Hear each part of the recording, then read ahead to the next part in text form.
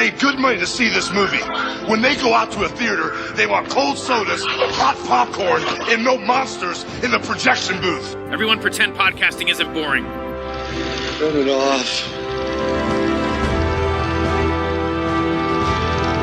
Turn it off.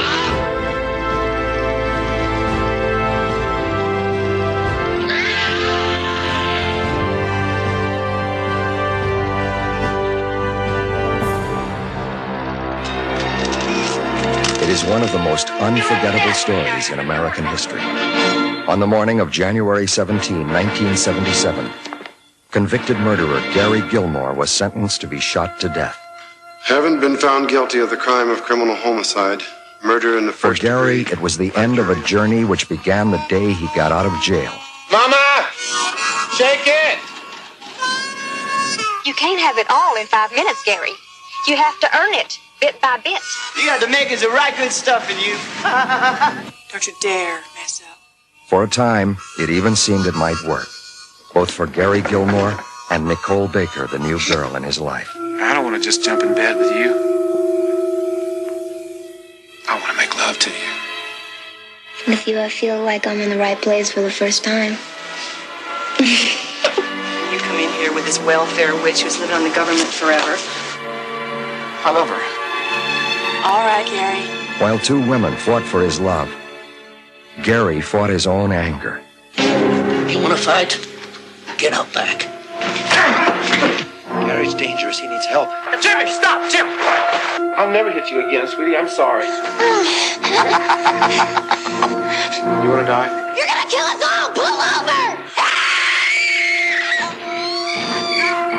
And after the anger came the violence. I gave Nicole this real sweet little over-and-under Derringer to protect herself.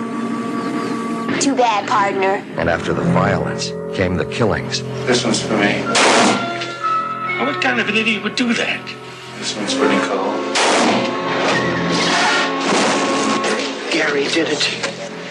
Gary, you commit a murder on Monday. You commit a murder on Tuesday. I wasn't about to wait till Wednesday rolled around. And the events that led to the execution of the century. What would you say if I told you I deserve to die?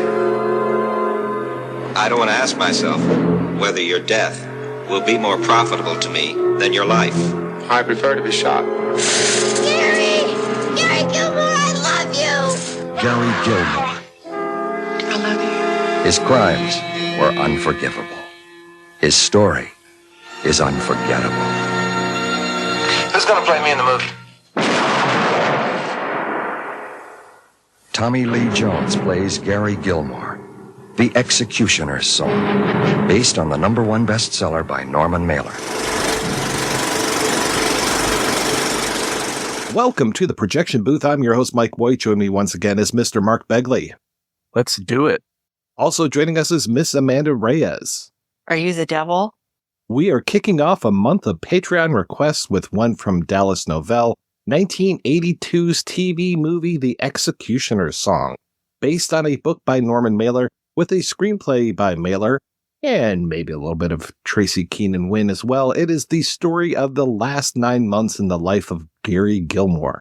Who is Gary Gilmore? We hope to answer that question and ruin this movie for anyone who hasn't seen it. You have been warned. So, Mark, when was the first time you saw The Executioner's Song, and what did you think?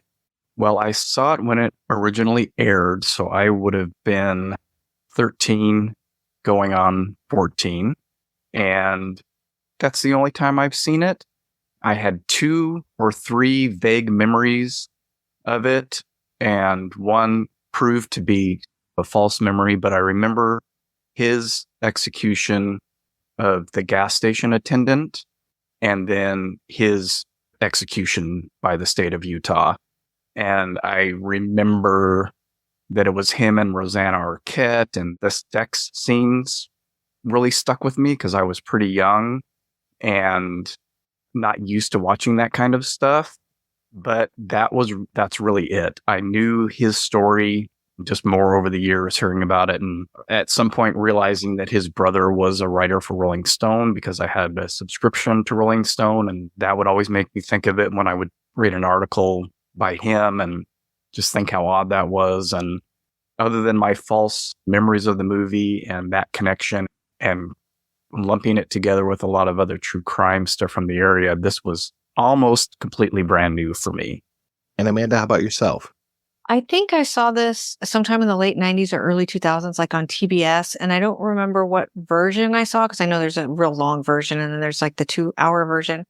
And it was before I was really heavily involved in learning about the TV movie, but I clearly loved them. Miniseries were different for me. When I was a kid, it was weird. I'll either watch a 22-episode TV show or a standalone TV movie, but miniseries felt very like a commitment I didn't want to make. And also they were prestige productions and I was really into the genre stuff. But it came on and I think it just was on and I was home. And I remember being really struck by its filmic quality. It really captures you right from the opening frames of those beautiful shots of Utah. And of course, Christine Lottie was in it and I've always loved her. And I was really taken with it.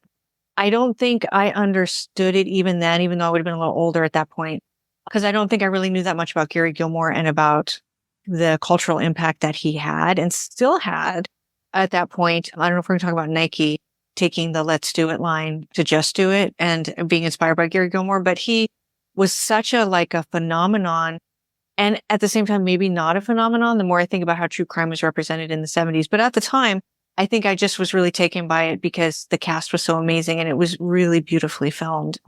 And I haven't seen it since then. So now I've watched it twice and it is really depressing and it's still a really beautiful film. And it's also really complex and I really liked it while watching it again for this.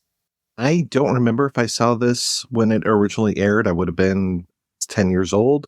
I definitely remember renting it on VHS or actually just taking it home for the night on VHS when I was working at Blockbuster Video when I was probably about 20, 21, something like that, and watching it with the rest of my housemates and not really caring for it back then. I remember really being excited to see Tommy Lee Jones, a young Tommy Lee Jones, just because I really like him so much. And I was excited. Oh, cool. He's going to play a psycho killer and thinking that he's going to be super violent and crazy through the whole thing, like his Under Siege character or something. But no, unfortunately, he's a little bit more sedate.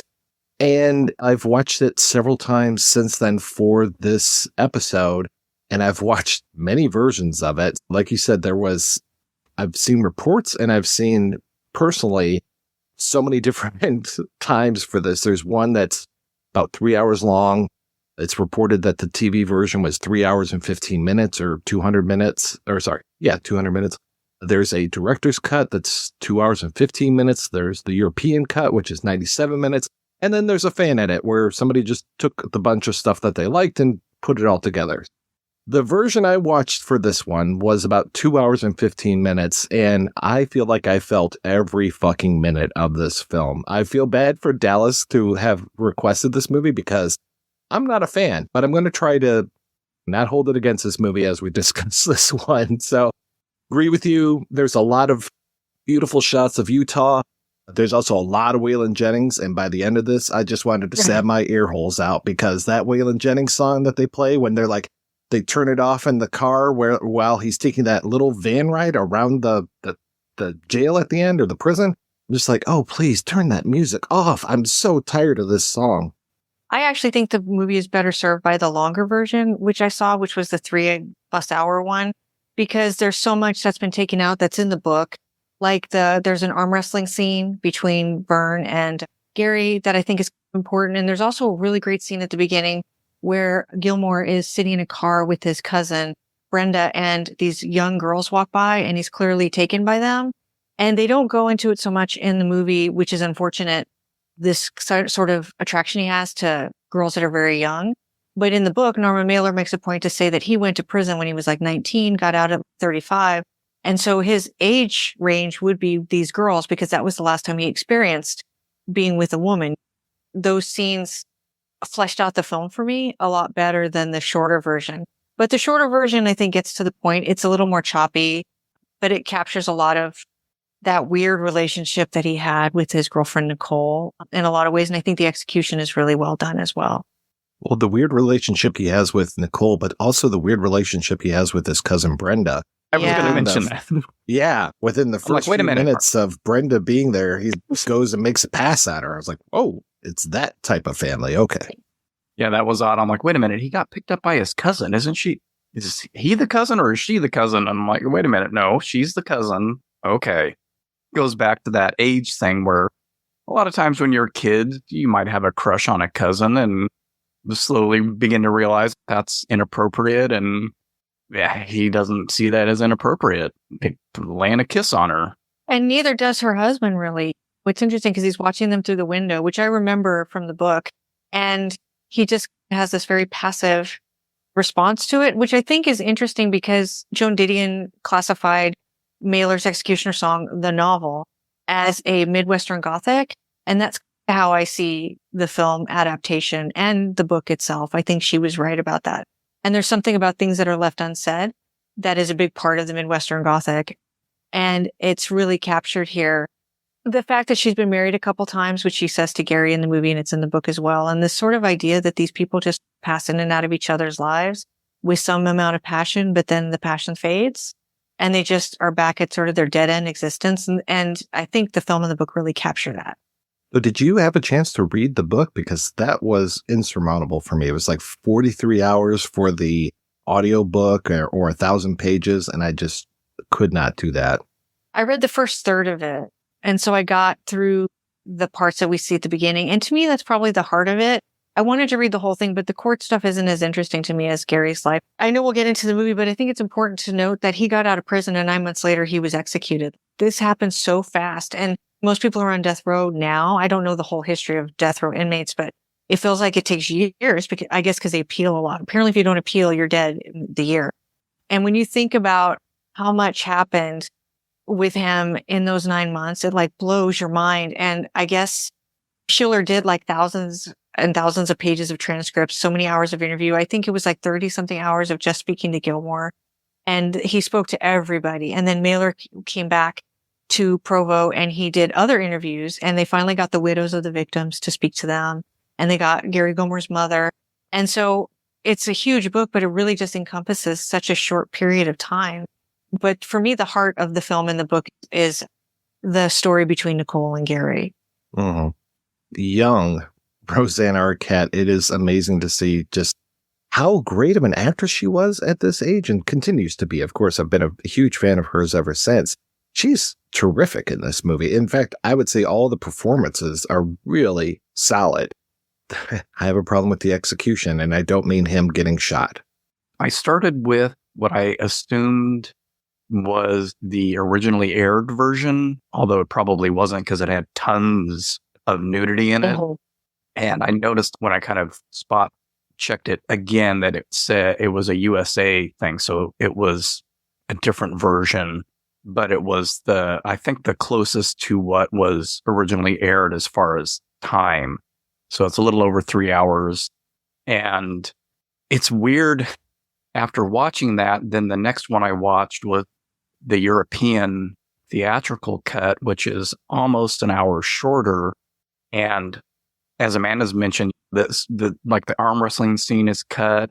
It was hard for me to piece all of it together, what was cut, but it seemed like important things to at least comment on his relationship with some of the people that were important in his life.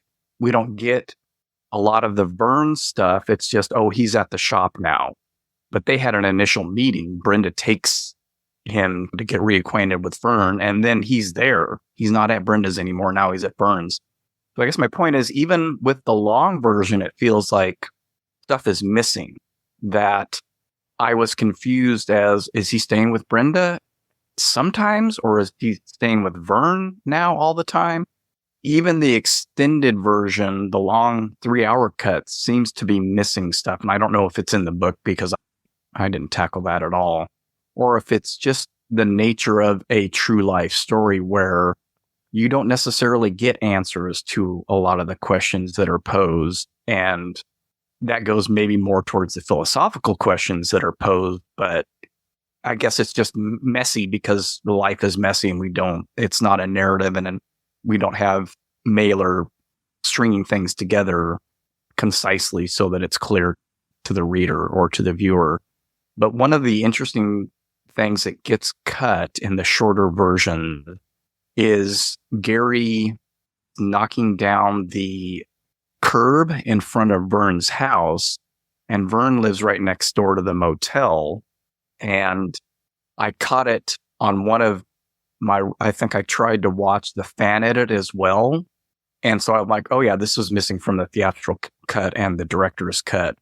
But he's doing that, and he makes a comment as to, I'm good at breaking rocks, a prison joke. And the motel manager is there cleaning the pool, and he turns around and laughs. And I'm like, oh, that's Bushnell. And I didn't make that connection upon first watch because he doesn't appear again until the end of the first half of the film. And that's completely missing from the shorter cuts. So it just pointed to me to an interaction that they apparently had early on when he was there. And that kind of connective stuff seemed important to me, and why I ultimately enjoyed the longer version as well, because some of that little stuff seemed to go towards his motives, maybe, and explaining how this all came to be a little better. Yeah, a lot of that connection is made in Mailer's book as well. Like, I can't remember the exact details, but he stays with Brenda at the beginning and then moves in with Vern, and I think there's a whole passage about that. But also in Mailer's original script, there is the part that opens the book where Brenda is sharing his letters and artwork with the family members and talking about why she chose to sponsor him. And that's probably really important. And I don't remember when Jack Henry Abbott happened, and we'll probably talk about Norman Mailer's relationship with him. But she saw something in Gary, which Mailer also saw, and apparently Schiller saw too. This idea that he could be rehabilitated because he was a beautiful letter writer, and also because he was a pretty good artist. And there's something about that artistic quality that led to, I think, this stereotype that he's probably a very sensitive person. And it's in Mailer's original script, but the movie opens up with them just picking him up at the airport. And I feel like that's such an important scene too, because I don't know if it's intentional or not, but I feel like Gilmore is made more enigmatic in the film, in both versions, the longer version and the shorter version. It's hard to know what his motives are. And I think Mark is right that I like the idea of life just happens and this is the way it is. And maybe we shouldn't be giving answers to something so senseless. And so maybe the movies benefit from that. But I feel like Mailer put more into getting inside Gary's head probably in the book. I love that scene at the airport where you can tell that he has been away for 25 years, that he's fascinated by the magic eye door opening device. And then he just keeps going back and forth. Like you said, he's like a little kid playing with that. And 25 years have passed. This wasn't a thing when he went into prison. So I'm sure nobody's writing an article about it and talking about it when they go on prison visits or anything like that. Oh, you should see the new thing, Gary. You can walk up to a door and it'll automatically open for you. So no, this is his first time seeing this kind of technology. And I thought that was nice. I wish there had been a little bit more of him seeing things that weren't around, but instead it does manifest more in that inappropriateness, the young girls, those type of things. I can see where he is that stunted person.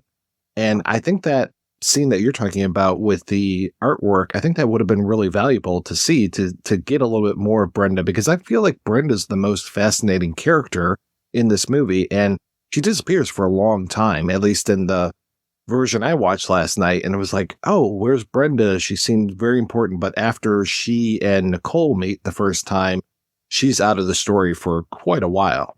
To get back to Jack Henry Abbott, I wondered later if Mailer felt a kind of kinship with her because they both championed these people who would turn out to get out of prison. They sponsored them and then they would murder somebody in a pretty short period of time. And so she feels really poignant to me. And that's all in retrospect. We couldn't have known at the time, I think, that was going to happen. But yeah. And also it's Christine Lottie. She should be in every scene of every movie ever made, if possible. You know what I mean? She's so great. And she's great in this. She's so good. She is great. She's amazing. Yeah.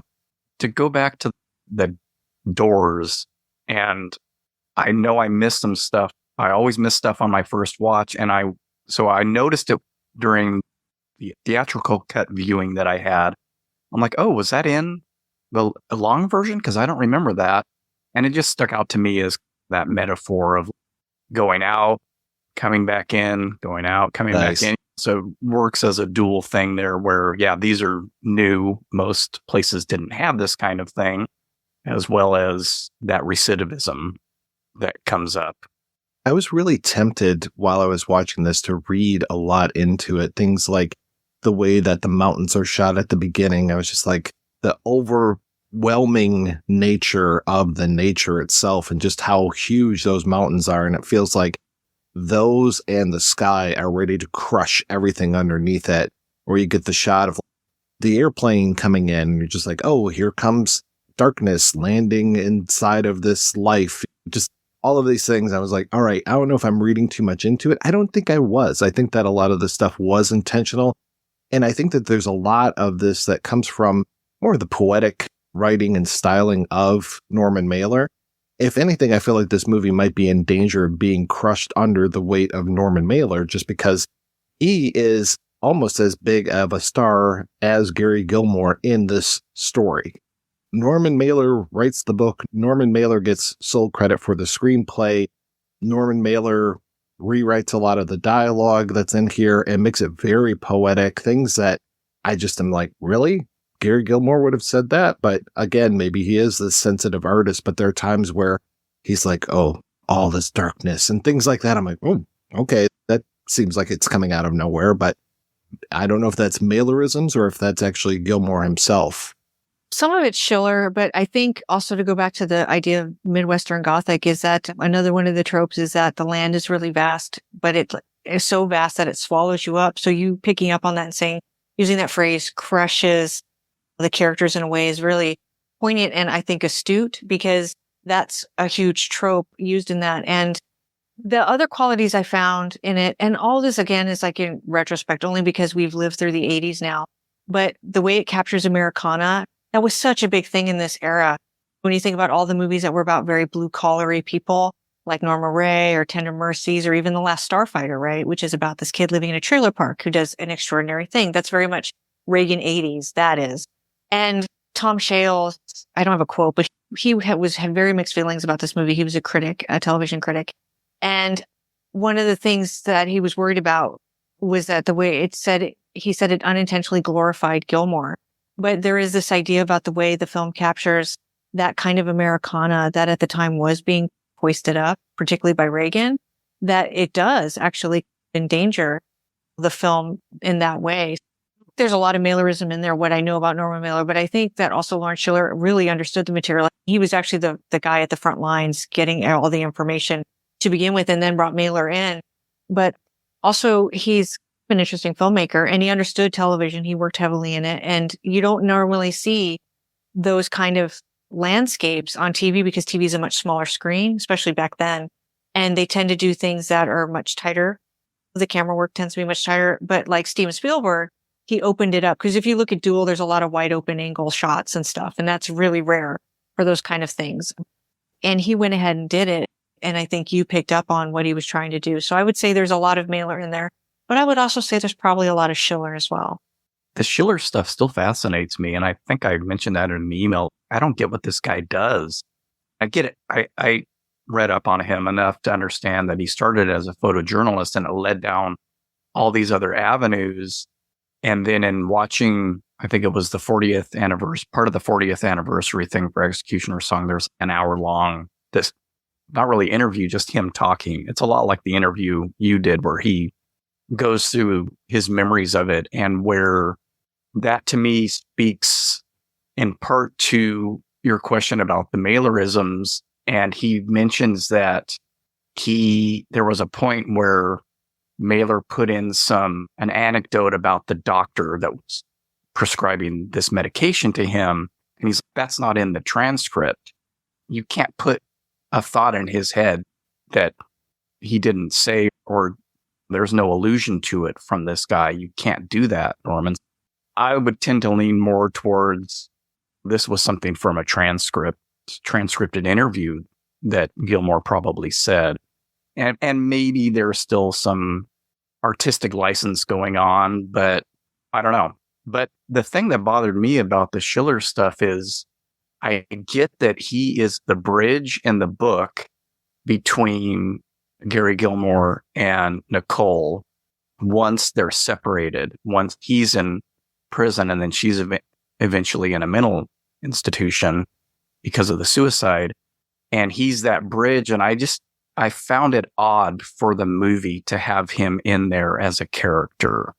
Plus, it also brings up the distasteful stuff about buying the rights, paying Gilmore for the rights, which is interesting to have, but I don't know. I wasn't expecting that. I didn't remember that, and I wouldn't have made note of it as a kid when I first watched it. I'm like, why is this guy here? And in a movie where you don't need that connection, we can still have both sides. How do we know how we have both sides of the story, right? Nicole's side and Gary's side at this point, since they're not together any longer. Do we need that bridge in the movie itself of this character who is one of the people who is behind the book, regardless of him having a pseudonym being Larry Samuels in the movie? Do we need that? And that meta aspect, which I think is so common these days, to comment on the thing that you're making, it seemed odd for me for a TV movie from 1982. Mailer was originally going to make a fictional filmmaker and make him the protagonist kind of the story, or the narrator of the story. And then he excised that. And Schiller later said that he had good and bad feelings about the way he was written into the book, but he felt that it was Mailer trying to be accurate to the story. Right. And so it is interesting that it takes this meta thing, but it was what happened. And I guess if you're going to portray the execution the way you do, maybe it's important to have the guy that Gary Gilmore requested to have in the chamber with him. He asked him to be there. And Schiller's been at all kinds of places. Wasn't he at Lee Harvey Oswald shooting or something like that? Like, he's been all over history in the most amazing ways. Yeah, that was the other thing. Getting back to not knowing what he does, it's weird to me. You mentioned the Maryland book in your interview with him, which people will get to hear in a little bit. So he just gets these people to like do the stuff that he can't do. He admits, and not in the interview with you, but one of the other ones I watched, that he's dyslexic. And so writing and reading were not his strong suit. So he's not going to write the text for a photo book, a picture book about Marilyn Monroe. But he seems to do that with all kinds of different things. Well, I'll grab this guy to do this, and I'm going to grab this guy to do that, and I'm going to grab this guy to do this. And I'm like thinking, well, what the hell do you do? But that's some of the most important work, to be able to take those things. Right. Like, basically, I consider that a producer, to be able to take all those disparate elements and combine them all together to make the deals, to find the people, to even get the idea and be like, who would be good for this? Maybe Joan Didion should write the Executioner's song. Maybe Mailer, I don't know. And just work out all these things. I'm just like, wow, that's the person behind the scenes that's making all of this stuff happen. And he doesn't get the credit for so much of it. It's just this book comes out, this thing comes out, his name is on it, but it's probably inside the front cover. It's not on the cover itself. And yeah, to hear all of these stories, and there were tons of stories that I wasn't even able to get out of them. But I should say real quick that one of my former co-hosts on the Projection Booth, Mondo Justin, after he left the show, he actually started to work for the Norman Mailer estate. And so he knows tons and tons about Norman Mailer and sent us all kinds of information about this stuff. And even when I was talking with him via email, he's, make sure you ask Lawrence Schiller. And unfortunately, I got this email after I talked with him. Oh. Make sure you ask him about the Manson family. And I'm like, oh, okay. Apparently the Manson family had him in his sights. They're going to target him. I'm like, what?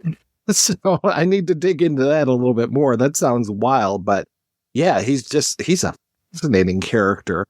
And yeah, I was so glad that Justin was able to send over so much material and so many of these interviews, and just to see Mailer on these TV shows talking about this stuff, I thought it was fascinating. And the movie, to me, it feels like more it was about the book than the movie. And so the movie coming out, 5 years after the book, is that right? I'm trying to remember what the timeline is, because there's the murders. Like yeah, because there's the murders, there's the book, then the movie. And we'll talk about how this kind of impacted pop culture as well as we go along. But yeah, I am with you guys as far as I'm not sure if Schiller being in the movie as a character is good or not, but I'm so happy to see Stephen Keats. Yes. I love Stephen Keats, aka I do too. the Ivory Apes Stephen Yes. Keats, aka That's right. Jackie Brown himself. And what was the other one? The Last Dinosaur. He was also in. Yes, I that's right. believe. He's great in that. And he was in Oh, Death Wish. And he was Death in Wish, yeah. a great TV movie called The Mysterious Island of Beautiful Women Oh wow! that I love. I did the commentary for that.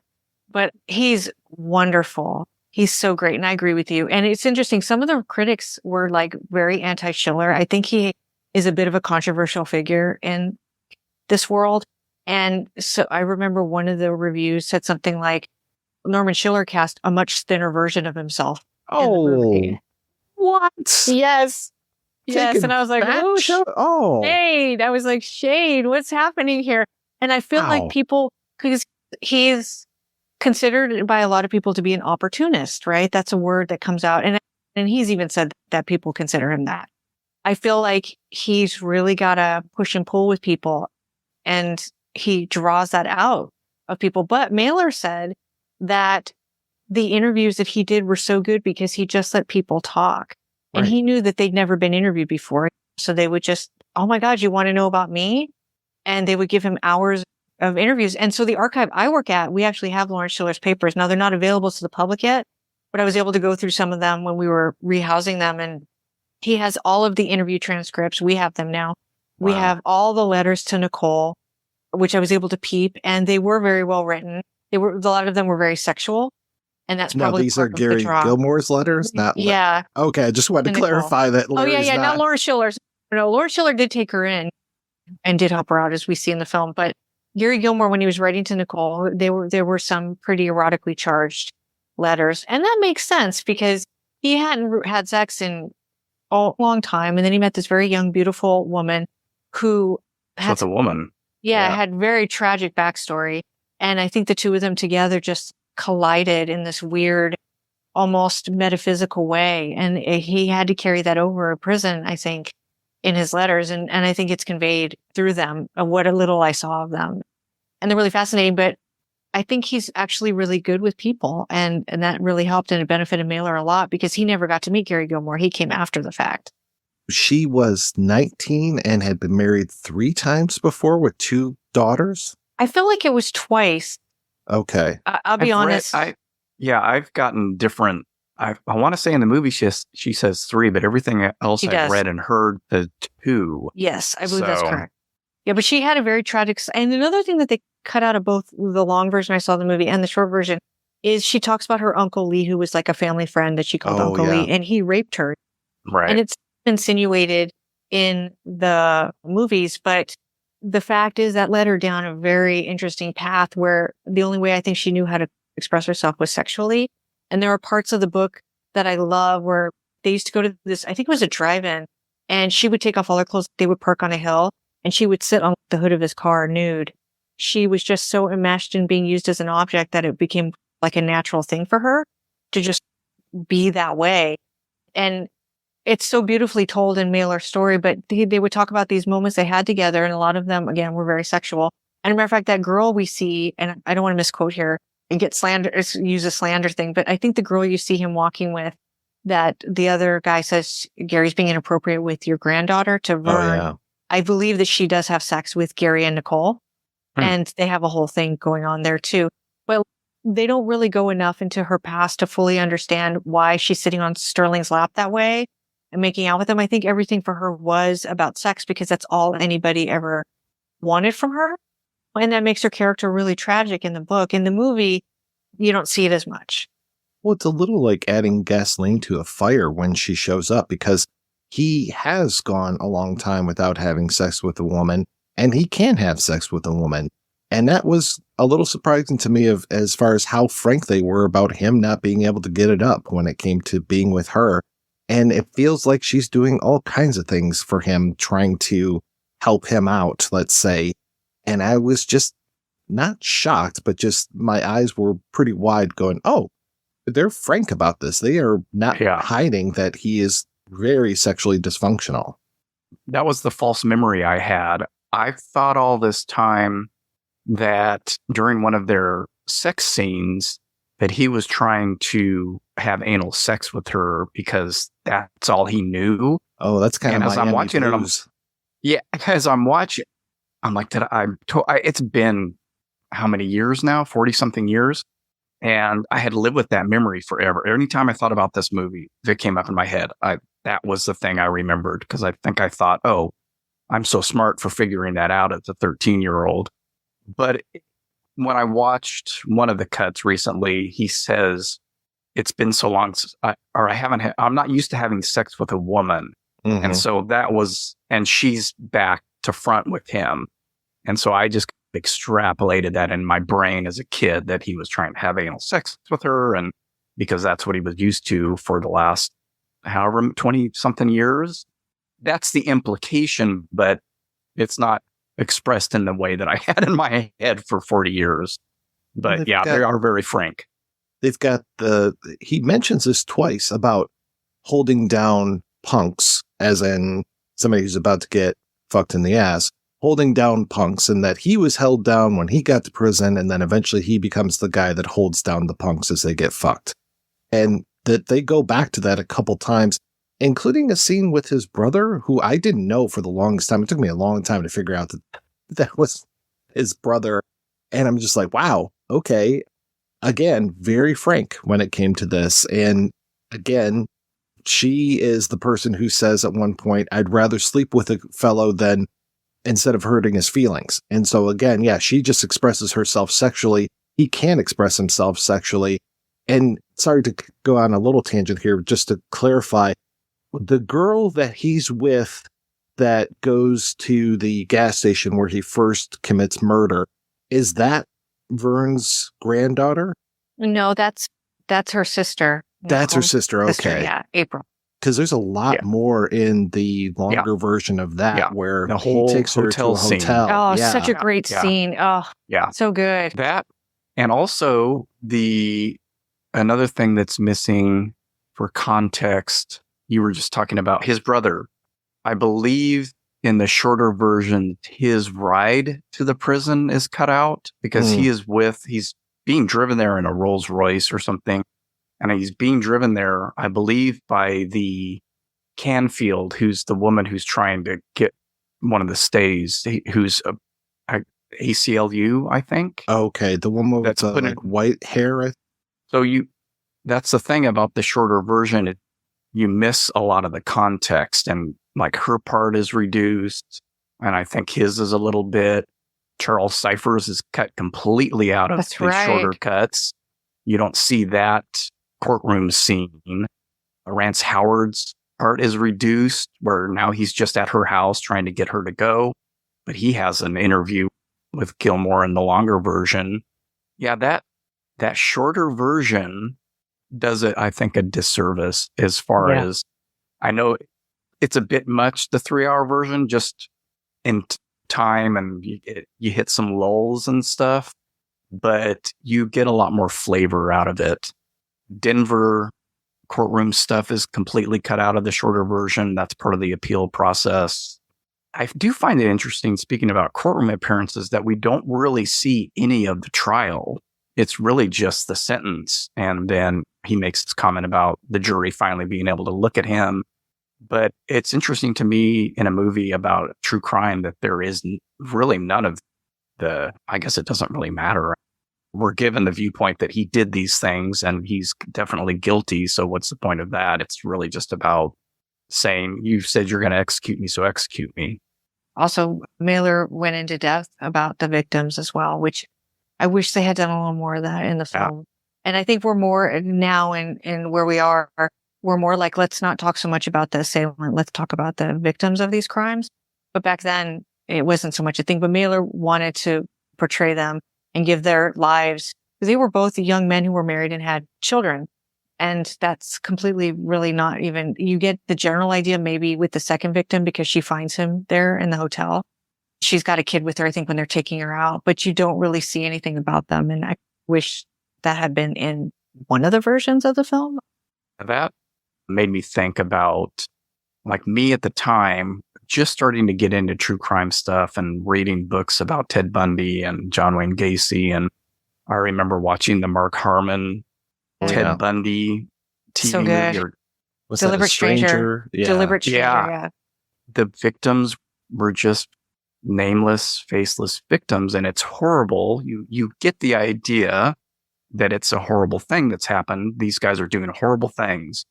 But now it's like with that recent Dahmer series on Netflix, I told my wife, I'm like, I have no interest in watching a movie from his point of view. I can't do it anymore. It's just distasteful. Like I would watch a documentary about him most likely, but I don't know. That fine line of, is this glamorizing this person? It's harder for me to toe that line just as a viewer and as a person anymore. Mailer talked about that in one of his essays about this idea that these people are led to doing, not so much Dahmer, but maybe Gilmore, that are led so much to doing these kinds of things because it's their one chance to like be seen and be known. And they hold some kind of power. And this era, and it's interesting what you say about Schiller and having a connection to Manson, because I was thinking back and we had Charles Starkweather before him and of course Jack the Ripper. But I feel like Charles Manson moved true crime into this realm of celebrity. And since then, we've been struggling with this idea of catapulting some of these people like Ted Bundy and Jeffrey Dahmer into these, they become household names. And it's fascinating to me that we do that. I understand it's compelling and it's interesting and people want to know why people do the things that they do, but also we are walking that very fine line of when does it become disgraceful? When do these people become just fodder? Because we're so interested in the person who committed the crimes. And it's interesting, it's a little tangent, but there was a couple, I don't know if you guys remember them in Canada, Paul Bernardo and Kathy Homaka, I think is how you say her last name. They made a movie about them. And when they were making the movie, I think the Canadian Prime Minister at the time asked that people boycott the film because he didn't want to see them like put on some kind of step stool or horrified or anything like that. And I was just like, wow, you would never hear that here in America. And their thought process about that is so different than ours. And I became really fascinated. And the movie ended up being pretty mediocre and it didn't even get a theatrical release. But I thought it was so interesting that I was like, oh, there are other countries that actually care about the victims. I should be thinking about that. You know what I mean? And it made me start to look at myself because I was a huge Jeffrey Dahmer, quote unquote, fan when it happened. It was so fascinating to me and it still is.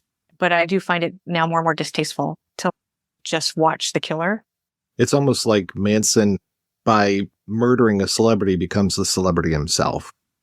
He takes over by making that incursion into Hollywood. He becomes the Hollywood star. And yeah, so many of these others, and especially the ones who are more charismatic, like a Bundy, and the ones that are just absolutely bizarre, like a Gacy or a Berkowitz.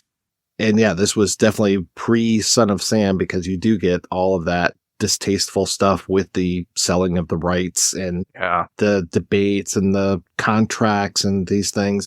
It almost feels like because I did watch some of the scenes from the longer version and it almost feels like they kept the wrong stuff when it came to the shorter version, that they really should have been more judicious than that. Frankly, I don't need a half an hour of going back and forth about car payments and how he doesn't want the white car anymore. He wants that white truck. And then I don't know if it's like the signature move in this movie, but everybody, when they drive, because both Nicole and Gary love to do the incredibly fast backup thing. And he drives like shit. And she does That's too. a stick shift. That's a stick shift thing though. Oh, like, okay. You're out of gear or something. You start it up and it just starts rolling backwards. Then you put it in first and go. Yeah. I saw that in your notes and I was like, oh, I remember that happening with me and my Beetle. And it wasn't like I was trying to be cool or something, but yeah, there's some really bad. You've probably driven you've probably driven a stick shift in your life. You're old enough to. No? Okay. I missed the stick shift. Yes.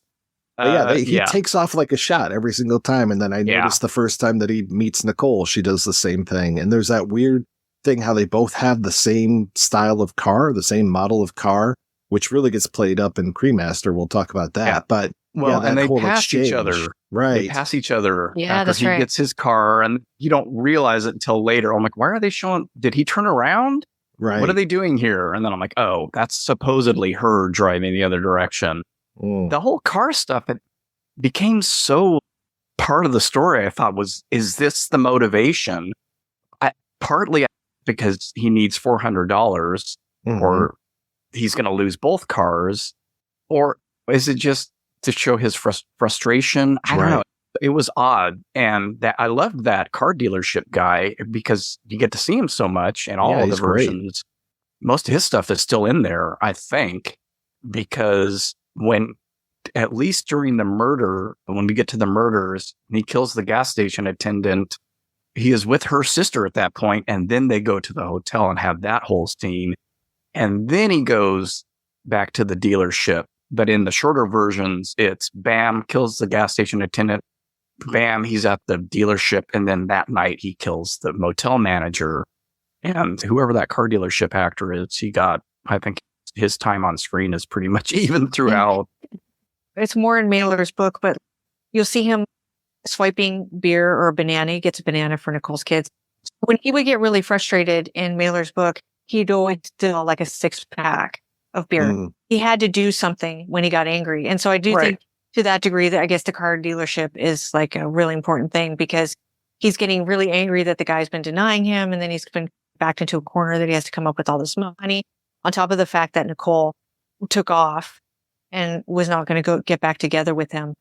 I feel like it's better played in the book than in the movie. But I agree with you. I love that actor. He's great in it. And he's so nonplussed by it. He's had so many guys come through and try to get cars. And he's just, whatever, dude. And his salesman is like, ooh, that guy's hot. And he's like, yeah, I just need my money. I don't give a damn. Yeah. Right. And I love how he's reading the newspaper about the murder in front of Gary. That's right. Just, this guy's a psychomaniac. I'm like, maybe that man deserved it. No, he didn't. Exactly. He gave you the fucking money. And we don't know these victims at all, to your point. Yeah. He shows up at a gas station, he takes the money, takes the guy in the back, and he shoots him in the back of the head. And that's it. There's no, who was this person? Can we talk with the family? None of that stuff. And it just feels so, and I know this is the nature of life, right? It just feels so random that it's just, he didn't have to kill the guy, but he did it anyway. He just happened to be at that gas station. It could have been another gas station 5 miles up the road. Maybe at that point, he doesn't kill this person that is there. It just is so random when it comes to these murders. And that's really what, for me, is the scariest thing, that you can just be living your life and somebody comes in with a gun and takes it. That was brought up in the Firing Line interview that I watched, where Buckley was trying to get Mailer to admit that Gilmore might have had something against Mormons. And Mailer was like, you can spot, like, I was there for a week, and by then I could tell who was a Mormon and who wasn't. So he may have very well been able to spot them too, because his mom was Mormon and he had grown up part of his life in Utah. Who knows? That's pure speculation, really, on Mailer's part or anybody else's.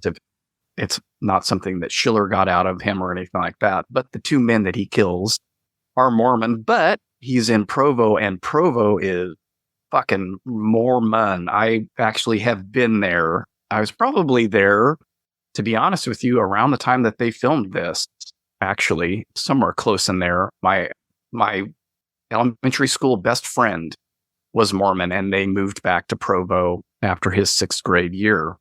And I went the next summer and visited him there. And man, oh man, it is Mormon. It's really Mormon. And I was surprised because of that. I was surprised at how much beer there was in this movie and how many bars there are. And I'm thinking, if there were a dry town in the world, to me, it would be Provo, but apparently not. I found my superpower last night, by the way. I finally identified another superpower that I have, which is if somebody lights a cigarette on TV, I can smell it. I was smelling smoke through so much of this movie. They are smoking like mad here. And there's one shot, I think somebody's holding a beer and a cigarette at the same time. And I'm just like, wow, this is my childhood right here. There's so much drinking. And to your point from earlier, he just walks into the store, grabs the case of beer, walks out with it, takes it to Vern as a peace offering because he wants Vern to sign for this loan for the car. And to your point from earlier also, Mark, I kept thinking, why does he want this white truck so bad? Is this some sort of thing? Once he gets this white truck, he's going to, I don't know, go on a crime spree or something? I'm like, why this? Why is he fascinated by that? But he whatever the reason, he's just obsessed. Like, I'm done with this car. This car's junk. I can't start it up. I want that white truck. I want that white truck. And I'm just like, oh, all right, man. Like, he is just another frustration, I guess. Oh, yeah, I think so. That's another thing that it's more so in the book is where like they keep telling him, you have to move slower. You have time to, he goes into the shoe store. Right. He can't figure out how to make the shoes and he gets really upset. And then eating and that tomatoes. happens. Right. Yeah. Or that girl with the huge red hair was just like, slow down, Gary. Yeah. We got time. Yeah. Everybody's I always telling him feel that. sorry That's true. for Luann because they're in the script. It's plain girl. She's plain. And I'm like, oh, that's a real person. Could you just have worded that a little better? Yeah. And she's adorable. But he wanted everything then and now. And I feel like he just got in his head. And I understand the motivation because he had so little for so long and he sees these things he wants. And he doesn't understand that you have to take time with things, which was where Nicole also comes in because she was so quick to try things with him. But he couldn't wait for stuff. And I think when he would fixate on things, it just, that had to be it in the moment. And he just like a cat has to sit in that spot and you can move the cat away and it just goes back to that spot. And I feel like he had that kind of reflex where he just had to keep aiming for that one thing that he fixated on and he couldn't break that concentration from it. It's more so in the book, but I feel like the truck is part of that fascination. And it is interesting because I didn't really get a lot of the religious stuff watching this, at least the version I watched. You have the priest that's there at the prison, and you have the amazing character, Walter. The actor's name is Walter. Pete Gallivan, Walter Olkewicz, who played Jacques Renault on Twin Peaks. I love every time that he's on screen. And when Gary goes and hits him sucker punches him in the back of the head at the shoe store. And then you have Nicole going and threatening him at his trailer. And then eventually he comes around. Sounds like he's more scared than anything. And then they have to have that prayer scene. And he's got that poster of Jesus on the inside of his trailer door. So that's open. It's almost like a shrine when you open up his trailer. That for me was like one of the most religious parts of this movie. I didn't really get a lot of the Mormonism. We definitely, when we talk about Cremaster later on, we'll talk about the beehive imagery, but didn't get a lot of the Mormonism when I was watching this last night. Yeah, I don't think it's really in there. It's not explicit that after a while you would forget that he's, if it didn't get brought up where they are, and it doesn't play a role really so much, maybe subtextually, that's where this is taking place. And by chance, he's there really in a way because Brenda's the one that sponsors him instead of like his mom, I think was in Portland at the time, I believe, because she's cut out of the shorter cuts as well. I think so. Yeah. She has one short scene. Yeah, they talk about his mom, but I don't think they show her in the version I saw. Yeah, so she just has one scene, but she is brought up with his brother, and then some of the other people mention the mom. But yeah, you wouldn't know on the face of it that this is taking place in Utah. It could be anywhere plainsy, small town America, which I missed. That's why all the beer and the bars and stuff was confusing to me. And maybe it's just my assumptions about Utah, but Provo is really Mormon. And Schiller says in one of the interviews that I listened to that they were very pleased with the book and the movie and swung their doors open to him. So there's nothing really anti-Mormon about at least the films. Though apparently his parents did not get along when it came to the religious stuff. That his father was Catholic and she was Mormon, and they would just fight back and forth. And way to bring up a kid in that type of environment. Not to mention all the other stuff, like a very violent home. Yeah. Oh, boy. And that definitely goes right through to Gary when he starts beating Nicole's kids. Oh my God. That is horrible. There's a short interview of her of Rosanna Arquette, included in your extras. And she mentions that these are non-actor kids. These are like local kids. And it's really hard to impress upon them that this isn't real. And it really looks like he hits the one or slaps him.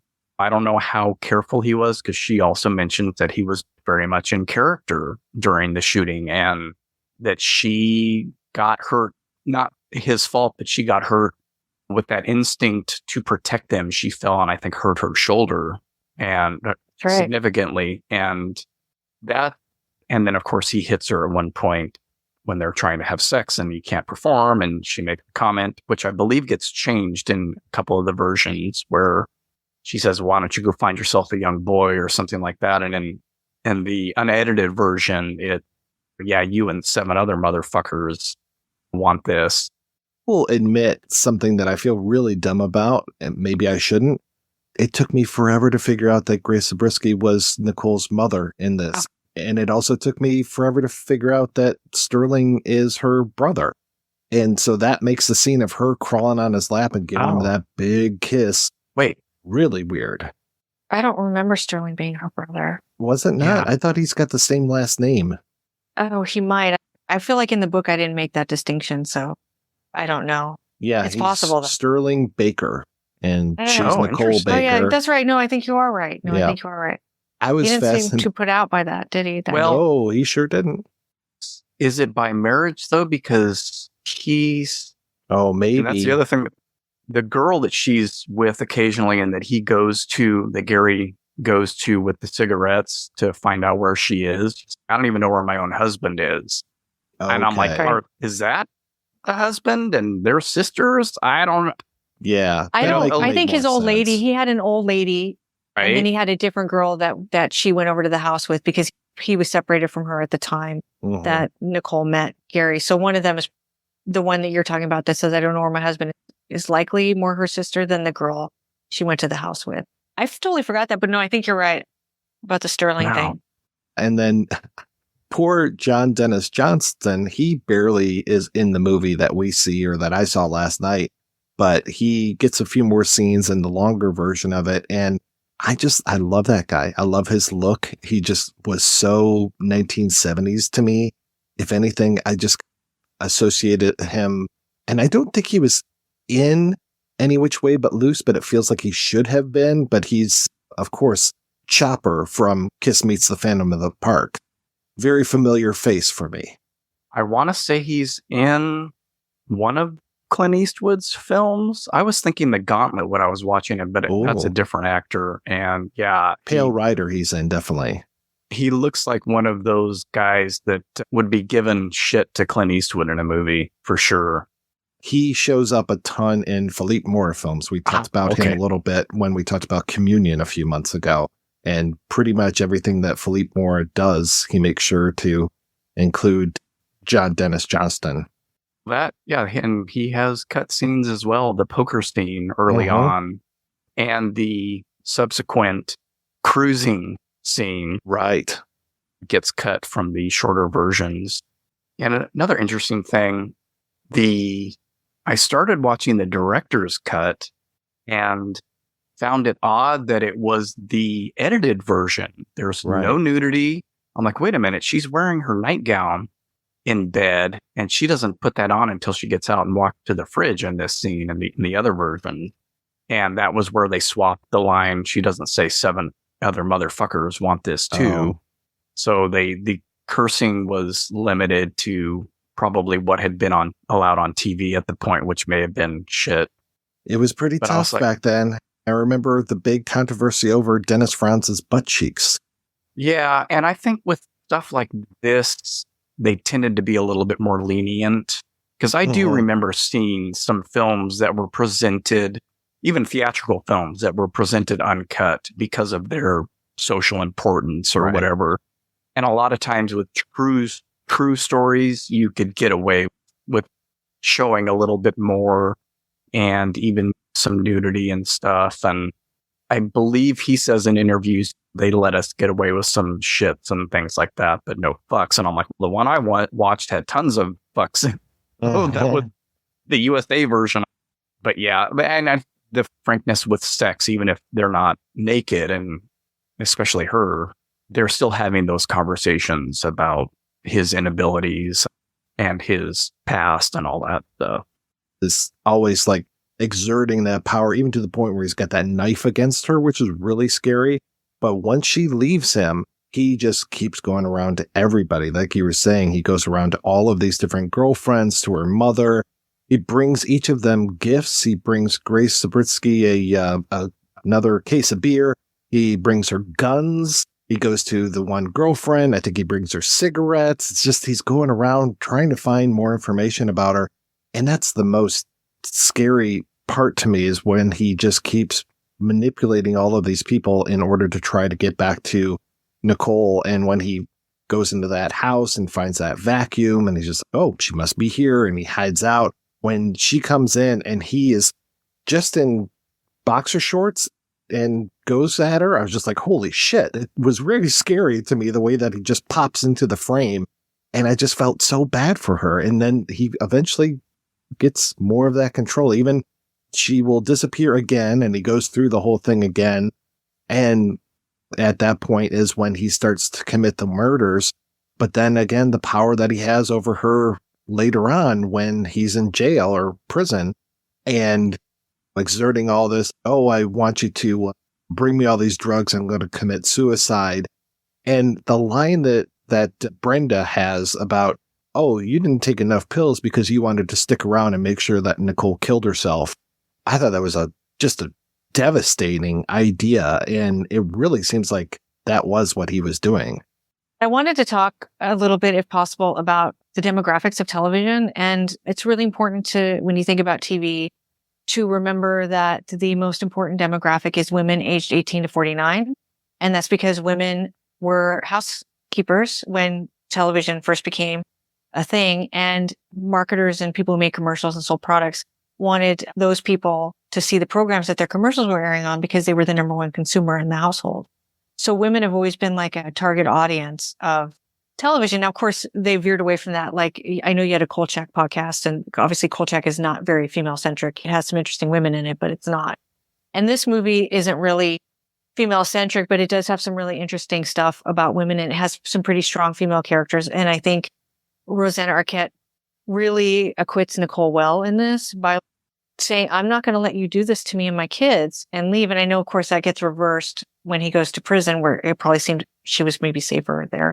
And also the way he has control over her. But I do think it speaks to this idea of spousal abuse that maybe we don't see so much in television in the way that it probably really happens, because so many abused women do go back and the abuse continues here in a different way. And so I think that this film is really speaking to a female audience in a number of different ways. And I was really drawn to the fact that Brenda and Nicole are such strong, amazing characters in the film. Yeah, I would say even Grace Zabriskie is a pretty strong character absolutely, as well. Yeah. I was thankful while watching this that he didn't rape her or anybody else as much as he's trying with Luann and Nicole's sister, with apparently Vern's granddaughter. That's only implied in the movie, but that doesn't. I was like, God, I'm gonna have to sit through a rape scene here, aren't I? And thankfully, that never happened. And you just made a great point about, yes, she does come back, but it is when he is locked up, and he really can't. He does exert power over her still, but he can't physically overpower her or continue physical abuse on her. So they're back to that weird trying to fix each other relationship in a way, which is one of the things that Rosanna Arquette mentions. These people with these deep rooted wounds often connect and try to, if not successfully, heal either that person's wounds or their own wounds with that person who's also incomplete. And yeah, I was just grateful that there wasn't any sexual violence really in the film. I'm getting too old for that shit. Yeah. And once you have a daughter, it becomes a very different thing. Yeah. Yeah, it definitely takes another level. Like we were talking about with true crime too. Like there's only so much now I want to immerse myself in. When I was younger, I was all over it. And the older me too. You're like, oh, these are real people. I can't read this for entertainment. You know, as Ted Bundy, for an example, who killed, by different accounts, maybe 40 women. It's like you don't know anything about them other than the horrific fate that they endured. Right. And I always think of the sorority house where he goes in and nothing's reported about them. I mean, you never get a chance to know what they were doing, why they were going through nursing school, this and this, and just can't do it anymore. I can't. That Dahmer thing, perfect example. I had my wife wanted to watch it. I'm like, I don't think I can. Yeah, I feel the same way. But I feel also too, if we want to talk about like the popular culture aspect of this movie, is that I would have been like 6 or so when this actually happened. And I wasn't there to see the conversations about it, but the death penalty has always been like a very controversial thing when everybody feels one way or the other about it. And I actually think Mailer, in talking about it in different essays and stuff, points out, maybe not overtly, but this idea that we all feel one way or the other, but without any real personal experience with it, meaning we don't have somebody we know on death row, or we haven't been affected by that kind of violence in our lives with somebody we love. And he had talked about in one of his essays being on Donahue, and Donahue was trying to get a very specific answer out of him about whether he was pro or anti-death penalty. And he's maybe both. And I feel like that's a really honest answer. And I think Gary Gilmore brought out, though, a lot of the passion that people feel about whether it's right or wrong. And I think specifically because he was like, first of all, he chose a firing squad, which blew everybody's mind, because everybody thinks, oh, the lethal injection is like such a more humane, quote unquote, way to do it. But also that he didn't fight it. And a lot of people tried to stand up for him when he didn't want to be stood up for. And so he's speaking to a very specific time in the 70s when it was the first execution in 10 years, and people were like really starting to question whether or not retribution is a deterrent. What it was. Like, it has so many layers to it. And so it really spoke to the country on this level. And so TV movies have a way, they get trashed a lot, but they also reach way larger audiences than most films. And so that movie was seen over 2 nights by millions and millions of people. By all accounts in the ratings, at least a third of America was watching it, and probably more. That's just the numbers with the shares. I think the first night was like 32% of the country, and night 2 was 36%. And what that means is 36% of people with televisions in their homes were watching on the night it aired. But that basically means that there's more than one person in every household, probably. So we're talking about like millions and millions of people ingesting this story and going to work the next day and talking about, oh, I watched the Executioner's Song. Oh, what they did to him was completely justified. I don't know. It really felt like that's really cruel and unusual and blah, blah, blah. And so it probably generated a lot of what they call water cooler talk back then. That was very important to have. And so the film really, it did, and the book probably did a thing that a lot of theatrical films can't do. And I think it really generated discussion and debate among people in their everyday lives after the film aired. And that's really important to remember as well. Yeah, I was talking about the religious stuff earlier, and I forgot completely about the whole "Are you the devil" thing that goes on here.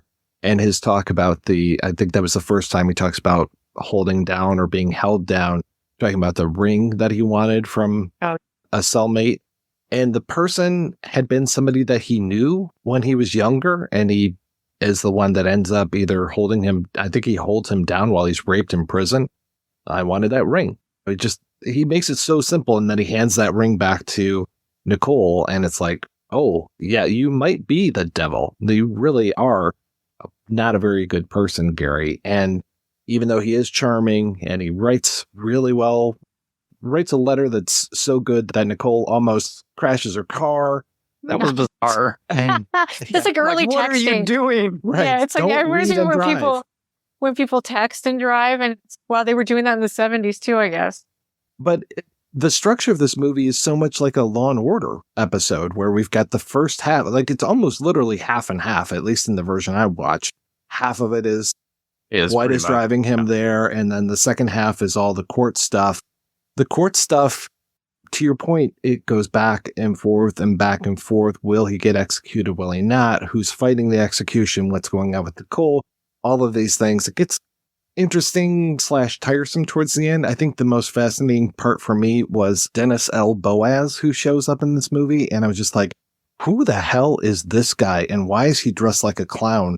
And then only to find out, not literal clown, listeners, but he's got this crazy shirt and a big old mustache. I'm just like, who is this guy? And then I finally looked him up, and he was an actual attorney. So towards the end, in the end credits, they say, and as themselves. And I was like, Oh, okay. I'm struggling to remember who he was. He just shows up very briefly, and he's got this wild shirt on. Oh, and there's a shot of him coming down these steps and all these reporters. Yeah, he mentions the capitalist stuff, which I want to talk about. Yeah. If we get into a discussion about our views on capital punishment and or incarceration, I thought his little bit there was actually very interesting. I don't know how you come down on the incarceration question, whether it's for rehabilitation or revenge, but I was beginning to think revenge is the only argument that makes any sense. I looked him up from the State Bar of California website. He kept getting suspended because he wouldn't pay his fees. So throughout the late 70s into the early 80s, he was admitted to the bar in 66, and throughout 79 through 82, he just kept getting suspended from the bar because he wouldn't pay his legal fees. Take that as you will. It's fighting the system. The best quality version of the movie that I had access to was the director's cut, which I didn't finish because I'm like, oh, they're cutting out all the good stuff. And even then, I couldn't really make out what that ring was. Not that this is important in any way, and you can cut this if you want, but they showed it enough times to where I'm thinking, feels like I should know what this is, like what it looks like. And he mentions that it was made out of silk. So maybe it was just not a recognizable shape at all. But I don't know. I found that strange. This is out on Blu-ray, right? And there is that director's cut. I don't know how many of these versions are out there and easily available, but the one I was watching on YouTube last night, I had the director's cut on TV, and then I had the longest version as of last night that I could find on my laptop, and I'm watching that and watching where they would fall out of sync. One of the versions you sent, length was inaccurate because there was like 20 or something minutes of repeated scenes. I don't think they were different versions of the scenes. I think it was just like, we need to fill this space or something. It was almost like trying to trick the YouTube algorithm. If that was pulled from YouTube, that makes sense, because I have seen films on there where the movie starts over. Oh, you know what? I take it back. This one is that. I just fast forwarded, and at 3 minutes and 4 seconds, or 3 hours and 4 minutes, there's credits, and then it becomes the movie again. And then they started showing scenes of his drive with Luann again or something. I'm like, wait a minute. Are these extended scenes that I need to watch, or is it just... So I didn't go through them, but I'm like, oh, okay. So it wasn't actually that long. It almost feels like the scenes that we didn't see in the other version are the ones that we see in here, but that's not true, because I'm still seeing him running the drill in reverse, or there's some very well shot stuff in here. Like the scene of him talking with the two lawyers, and he's got the two phones and he's got them crossed. So there's the black phone and the white phone, and he's going back and forth. I really like the way that Chiller shot that. I thought that was very smart with the way that Tommy Lee Jones, you can hear his voice, but the other two guys that are questioning him, you're hearing the phone version of their voice. So again, you're making the audience sympathize with Gilmore because we're getting the audio from his point of view. And I like, of course, the black and the white, and we'll talk about that again in Cremaster. There's a lot of duality in Cremaster. But yeah, I thought that was very well shot. And then that just real simple shot of after he's executed, all the blood falling onto the floor. I thought that was a really nice thing to do as well. And when they bring him into that room, because I don't know if I just wasn't paying attention about the firing squad, because when they take him into the room, I'm just like, that's the weirdest electric chair I've ever seen.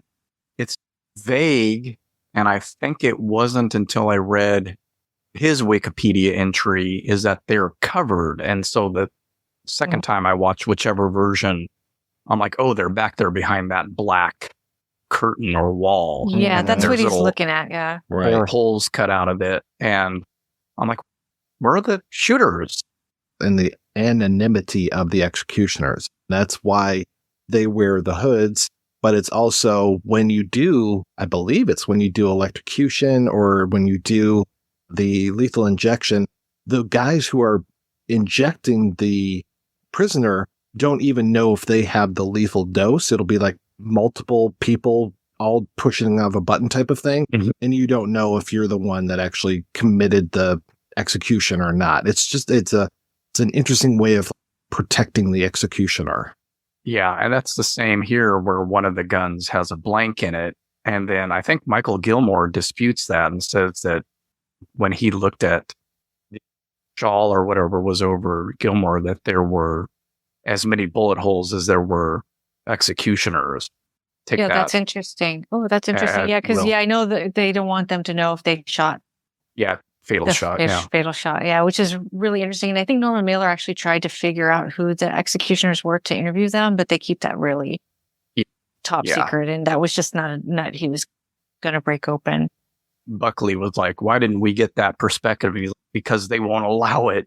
I can't interview those guys for safety reasons and for a lot of other reasons. But that brings up the weird question of like, why would it matter to the guys that are doing this, whether they knew that they were the one that dealt the fatal blow? I don't know that they're volunteer. I think in a lot of cases, they're volunteers from within the prison system. They volunteer to do this. Are they worried that it's going to weigh heavy on their heads that they were the one that dealt the fatal blow? I think that's the thing. Which brings up a lot of interesting questions. Yeah. That killing of Caesar. If we all stab him, none of us is the one person that killed him. Yeah, and anonymity just within the prison system too, because once you find out that the prison guard number 12, whatever, did something, and talk about having animosity. Yeah, Mailer brings up a lot of really interesting stuff in his essays about like how having execution in the morning disrupts their regular schedule. And if you don't feed the prisoners right at 7 when they expect to be fed, could that lead to a prison riot? Like he brings up all these really interesting ideas about these things about executions that I would never even think about outside of the fact of whether we think it's right or wrong. There's also these things within the system itself that like the anonymity and this idea of the disruption that are like things in that kind of world that we would probably never consider. All right, let's go ahead and take a break, and we'll be back with an interview with the director of the Executioner's Song, Lawrence Schiller, right after these brief messages. Hello, this is Mark Begley, the host of Wake Up Heavy Recollections of Horror. Wake Up Heavy is a show where I talk about movies that blew my mind as a kid. Things like Phantasm. Warning shots are bullshit. Tourist Trap. You're so pretty. Dead and Buried. Welcome to Potter's Bluff. And Halloween 3. The joke of the children. Guests have included friend of the show and host of the Projection Booth podcast, Mike White, genre film journalists Anya Stanley, Jerry Smith, Sam Panico, and Simon Fitzjohn. Every once in a while, I even convince my own daughter Cleo to join me. That's me. Usually, though, it's just me, a mic, and my memories of some really wonderful horror films. So come check us out, wakeupheavy.com, soundcloud.com/wakeupheavy, or your favorite podcast platform. And don't forget, anything can happen when you wake up heavy.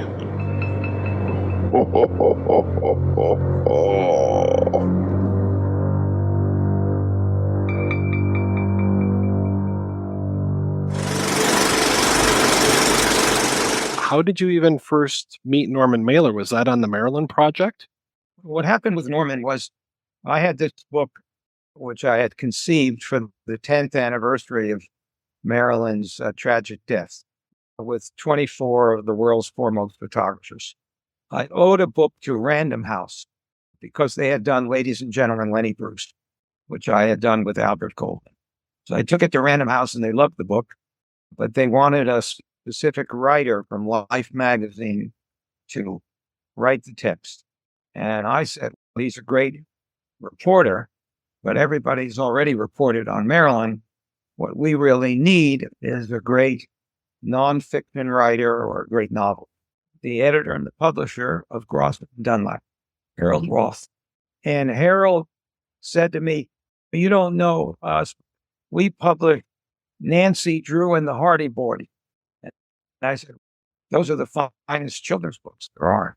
He says, the reason I mention it is because we are a very large publisher because a lot of books. He says, I hear you have a book on Maryland. Would you mind coming down and discussing it? I went down there, sat in his office, and he brought in an editor. And we were talking. He says, who do you want to write the text? And I said, I don't know. These are the exact words. I don't want a reporter. Get me Gloria Steinem. No, get me somebody like Norman Mailer. I can have a cover of like Time magazine and make it controversial. The editor walked out quietly. And Harold and I kept on talking. This would be good for the Book of the Month Club. How much do you want to sell it? And the editor walks back in and so he says, you got Norman. What do you mean? He says, I just spoke to Norman's agent and he agreed to do it for $50,000, 15,000 words. I said, he did that without talking. Hey, Norman owes him so much money. He makes the deal so more. He makes sure he gets the money back. I said, how many words to write? He says, 15,000 for a major introduction. I said, perfect. Without going through all the times, which I can with Norman, he didn't deliver 15,000. I was very depressed. He delivered 95,000. And that started our Battle of Love Affairs. It became an international bestseller. I think it was published in 16 languages in different formats. And about 2 years later or 3 years later, I was at the Frankfurt Fair, and a photographer comes up to me and he says, you did the Maryland book? I said, yes. His name was John Marr. I got this book on graffiti all over New York and nobody wants to publish it. Can you get it published for me? And I looked at it and I said, of course, I'll get Norman Mailer to write the text. For another $50,000, Norman and I were now talking to each other. He went out with the kids on the subways in the Bronx and all over it. And he wrote the text for The Faith of Graffiti, which became the first book ever done on what we now call urban art. And it became also a bestseller. And we started to do limited edition signed copies with slipcases. Printed the text on letterpress in a special section to really make it an art. And who did we distribute it with? An art publisher, Prager. So that was the second. Norman and I had a good relationship, and years went by, and in 1970s, read this article about Con in Draper, Utah, that had attempted suicide because the prison system wouldn't act, and his girlfriend attempted suicide at the same time. And he had convinced her, and what the article said, I think, was that her children that were less than 2 years old were found in the same room where she had attempted suicide and she was laying unconscious. And I said to myself, wow, and God convinces her to attempt suicide and she doesn't even take the kids to her mother or grandparent or a friend next door. I said, this guy's got to be the definition of evil. I called ABC Television, who were making movies for by then. And I said, I want to go to Utah. I want to acquire the right and so forth. And I'll give you an option on the movie. I retain all of the rights. And they gave me an advance of $75,000. And I took off for Utah and spent the next on and off year and a half of my life. The Executioner Song speaks for the end result. And the film I directed, Tommy Lee Jones won Emmy for Best Actor, speaks for itself. I knew you started off as a photojournalist and you're talking about these books, but how did you actually make your way into making movies? I want to say one of the first things I saw that you did might have been one of your first projects, which was The American Dreamer, but had you done things before that? I met L.M. Kit Carson, was a filmmaker who had made some avant-garde short films. And he told me about a music group called Pacific Gas and Electric that was going to Lexington, Kentucky, to play for all the people in the hospital there that were trying to kick the habit of drugs. And he says, what the story is, how these guys themselves are on drugs and have to clean themselves up on the bus ride from New York to Lexington. And he says, that's a little nice film. So we made that film. They had a hit song called Are You Ready? At that. My memory's not bad for 87 years old right now. And out of that, Kip and I built a relationship. I then went and I had finished, I think, doing Butch Cassidy, and Paul Newman had let me direct about 9 or 10 minutes of the film. Because one day I said to him, I'm getting tired of photographing different heads on the same bodies And he says, start directing films. I said, nobody can hire a still photographer to direct. Maybe if I shot commercials, then give me a chance. He says, here, read the script. Show me something in the film you want to direct. And I'll speak to George Roy Noble, that's direct. And I directed 9 Minutes to Butch Cassidy and the Sundance Kid in a very unique way. And that got me a job with Bob Edwards. Little experience. And doing Civic Gas and Electric, Kit Carson said, we got to find somebody. So I had this idea of an individual who submerges himself in the myth of his characters. So I went to Paul Newman. I said, he's my friend. I said, Paul, this is great because I know the real Paul Newman and Joanne Woodward. And I said, you just submerge yourself into this public person. Let's make a documentary. And he said no. So I said to Kit, Paul turned me down. We need something really controversial. And I can't tell you if it was Kit Carson's idea or my idea, but one of us said, I know, another actor, more controversial, Dennis Hopper. The next thing we did is we got on an airplane and walked into Dennis at the Maple Dodge House unannounced to convince him to do the film. And that's how American Dreamer came about. Now, in those days, I was using all my own money. And I didn't know that you use other people's money to make films. So that's how I lost all my money investing in my own films. I didn't know that documentaries don't make money, but they give you credibility. So I finished those 2 films, and then I get a phone call, a guy by the name of Butch Crowley Films in Canada, who says, I saw Lady Sings the Blues, and I saw Civic Gas and Electric, and I hear about this film you made on Dennis Hopper, The American Dream. I have an incompleted documentary. I bought some footage from David Wolper of a man skiing down South Pole of Everest, Yashica Mira. Would you take a look at it? How would you make it into a documentary? Because what you did for Berry Gordy, you just redid the whole film. You put Count Basie in, you threw this out. Blah, blah. He sends it all down to me, and I'm living at the Chelsea Hotel in New York City at that time. And I look at it, and I knew a sketch artist, and I had an idea of how to do the story from Kathmandu to Jambesi Pass, the climb to Everest. And I had a concept. And the concept was Mura was like Icarus, flying higher and higher, closer and closer to the sun. And the sun melts the wax on his wings and casts him down into the sea. I knew a little about Greek mythology, if my analogy is correct. So I was thinking of that idea, but I still had to earn money. So I was still photographing movies. And I got a job to photograph Paint Your Wagon in Washington, owned by Alan J. Lerner, and with Clint Eastwood and Lee Marvin. So I was up there, and I had lunch one day with Alan J. Lerner, and I was telling him about this film I'm going to do about Icarus and this. And he says, oh, that's not the wrong way to do the narration, to do the film. You go read The Little Prince, please, that book. I never read The Little Prince. So I read the book, The Little Prince, children's, and I saw how your Mura's story could be the narrative, not a third-party narrative.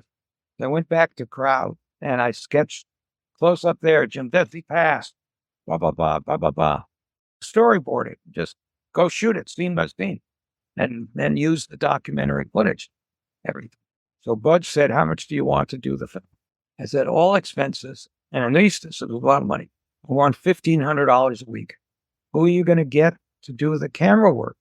I said, oh, well, that's easy. We got to get the same Panavision camera that Wolper used on the thing down, the same lenses, so it all matches. And I want the same cinematographer. Bad thinking. We went to Japan, got the same cinematographer, got in touch with Panavision, got the same cameras, and we went back to Kathmandu, we went back to Everest, we went to the ice fall. Then I was missing some more stuff with Mura, dressed up, and we were doing scene by scene. Then we had to go to Mount Fuji. Forgot to do certain practice skiing footage to show him practicing to go down there.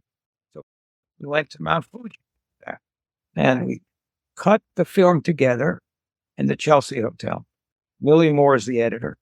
And we do a preview at Lincoln Center in the theater there, the Walter Reed Theater, is my memory's right.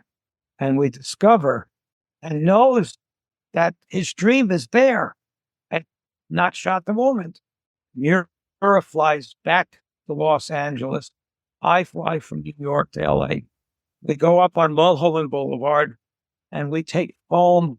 Because all I need is a close-up. And I need Everest reflected. And he lifts his goggles and he sees it for the first time.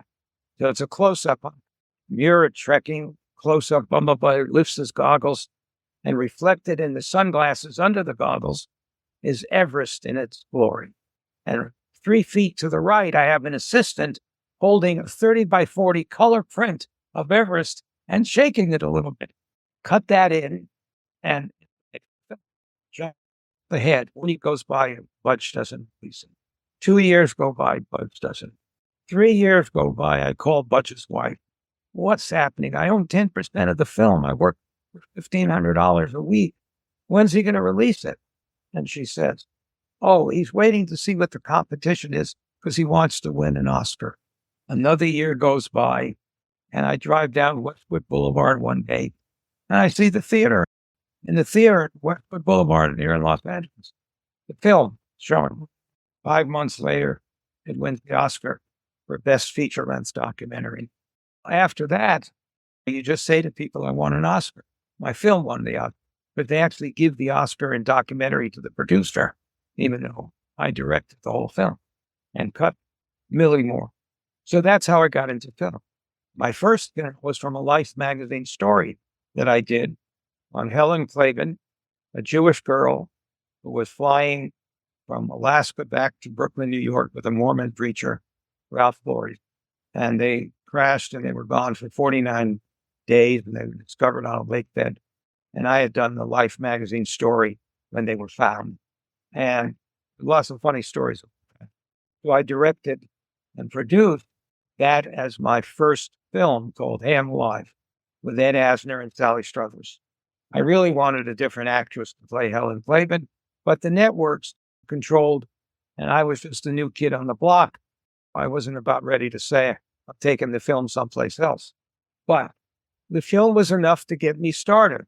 And I had some good lawyers, and I was producing and directing my own film, owning them, and licensing them to the networks. Around 1976 is when I read this article about Gilmore.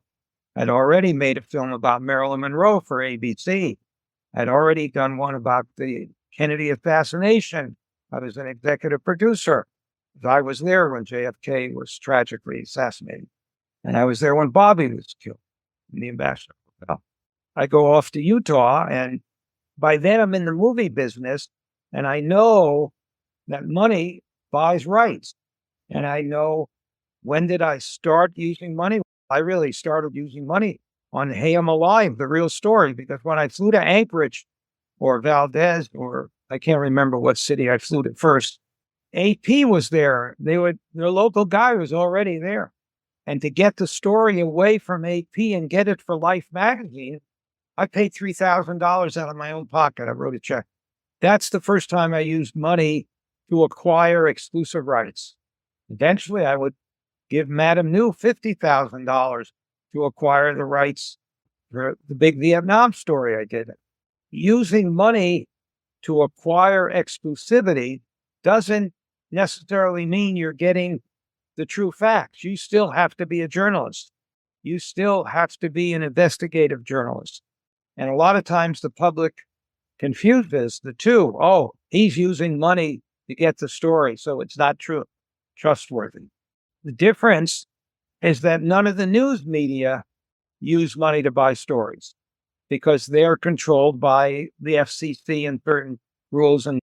But nowadays with cable, if they want a story, they don't pay somebody. What they do is they pay a location fee to use the house, the guy's house in which they're shooting it. That's just like paying him. So what some people call checkbook journalism in those days, I was one of the early photojournalists that used financial resources. Sometimes I didn't have the money in the bank, but I'd call the magazine, Hank Walker at the Saturday Post or Blade Blair or whatever, and I say, you got to put $50,000 in my account. I just wrote a check to Madame New. And then we lay off half of it with Paris Match in France. Or when I did the Fisher Quintuplets, lay it off with their Stern magazine. So there's a business aspect that people confuse with the journalism. I'm able, quite honestly, I believe successfully, to keep them separate. Executioner songs. Yes, I went in there and acquired rights to exclusivity. David Clay Johnson, a good friend of mine, was one of the guys I pushed aside. I don't mean negatively, a good friend of mine. I'm saying he didn't have the ability to get the story. He was there. There were a lot of other very famous. So I acquired the rights and spent time not only during the months leading up and including the execution, but almost a year. I'd go 5 days a week, go home on weekends here in LA. I interviewed, 150 some odd people, if my memory's right, and transcribed them. And at one point I ran out of money over it. So I decided to sell my interviews with Gilmore to Hefner at Playboy. And I hired Barry Farrell, a friend of mine, now passed on, to help edit my interviews because I was doing so many interviews, I didn't have any objectivity anymore. So he took my interviews of Gilmore, edited, and that was at that time the largest the largest by word count of an interview ever published by Playboy. I may be mistaken, but I think it was somewhere around 15 or 18,000 words. Eventually, we would sell other things, first serial rights to Hefner for the Executioner song. We did that to keep me afloat. And when I got done with it all, my original idea was to have Joan Didion write the book, because she had written Play It As It Lays about the West and everything. And I knew from all my interviews, this wasn't a story of an execution. This was a story of the West. This was a story about the underbelly, a certain aspect of this fine community of Mormons. And by that, I had built up a good reputation with the Mormon community. I had access to anything I wanted. I even would lecture at BYU about journalism while I was doing interviews. And so Barry thought that he was going to write the book because he had helped on the interview. And his closest friend was Joan Didion. So I knew I couldn't hire Joan. And then I remembered something from my relationship with Norman, that Norman had an act of violence in his life when he had stabbed his wife when he was drunk at a party. An impulse, boom, right in the chest.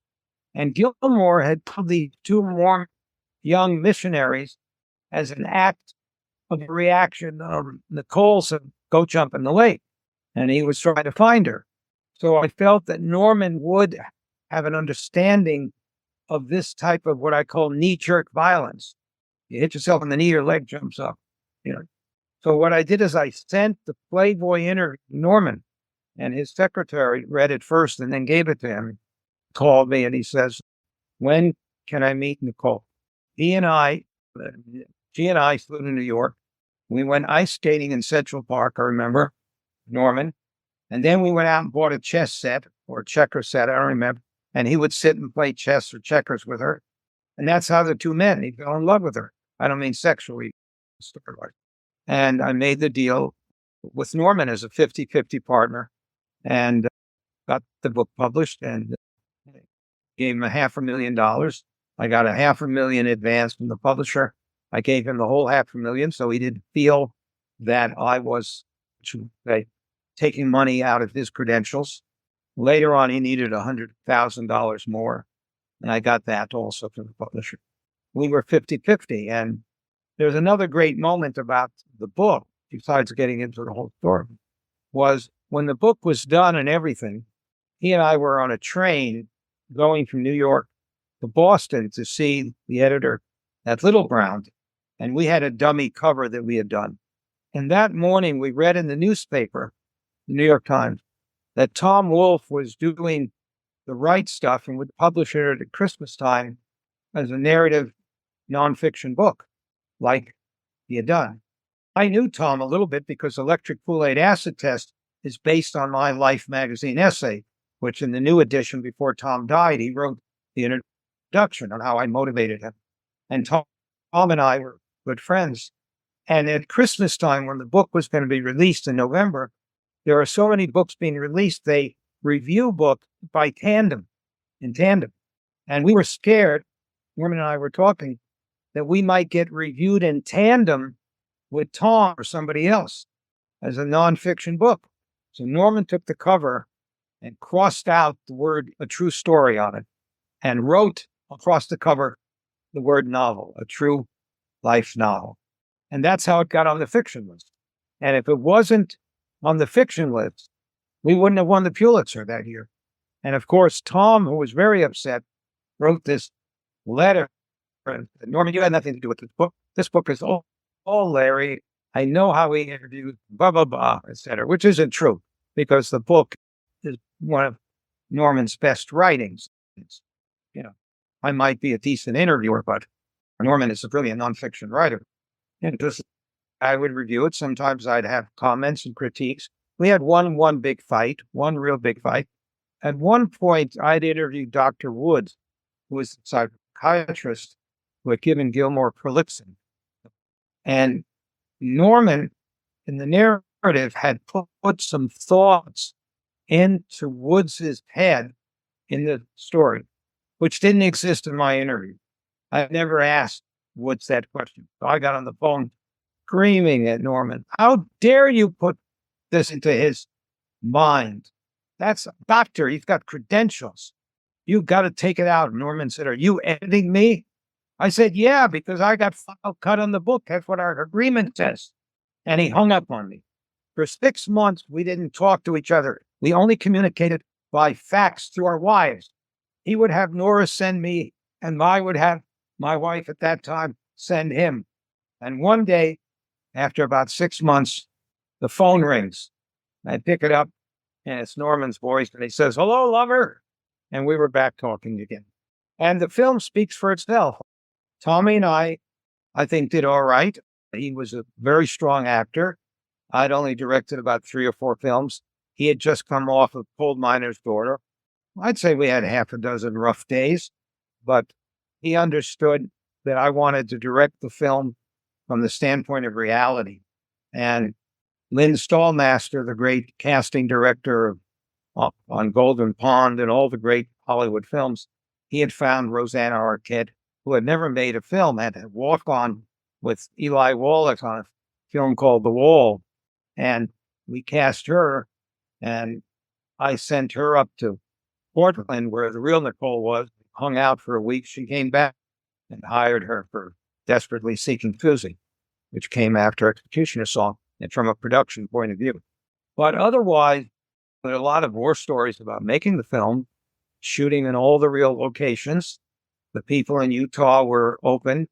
Prison let me use all the real prison guards to play themselves. I shot every real scene in the prison. They wouldn't let me use the actual room where the execution took place, so we built that as a set in another building on the prison. I had hired Freddie Francis, a cinematographer that I had met as a photographer in London, one of the great British cinematographers, and he came from London to shoot it. I wanted a European look at America visually. I didn't want an American. Connie Hall would have died to do the film, or Haskell Wexler, or any of the great guys, but I wanted a European look, and Freddie would give me that. It was raw. It is raw. It's shot raw, and that's what it is. And I wanted to shoot it in all 4 seasons. That was the big fight I had with NBC.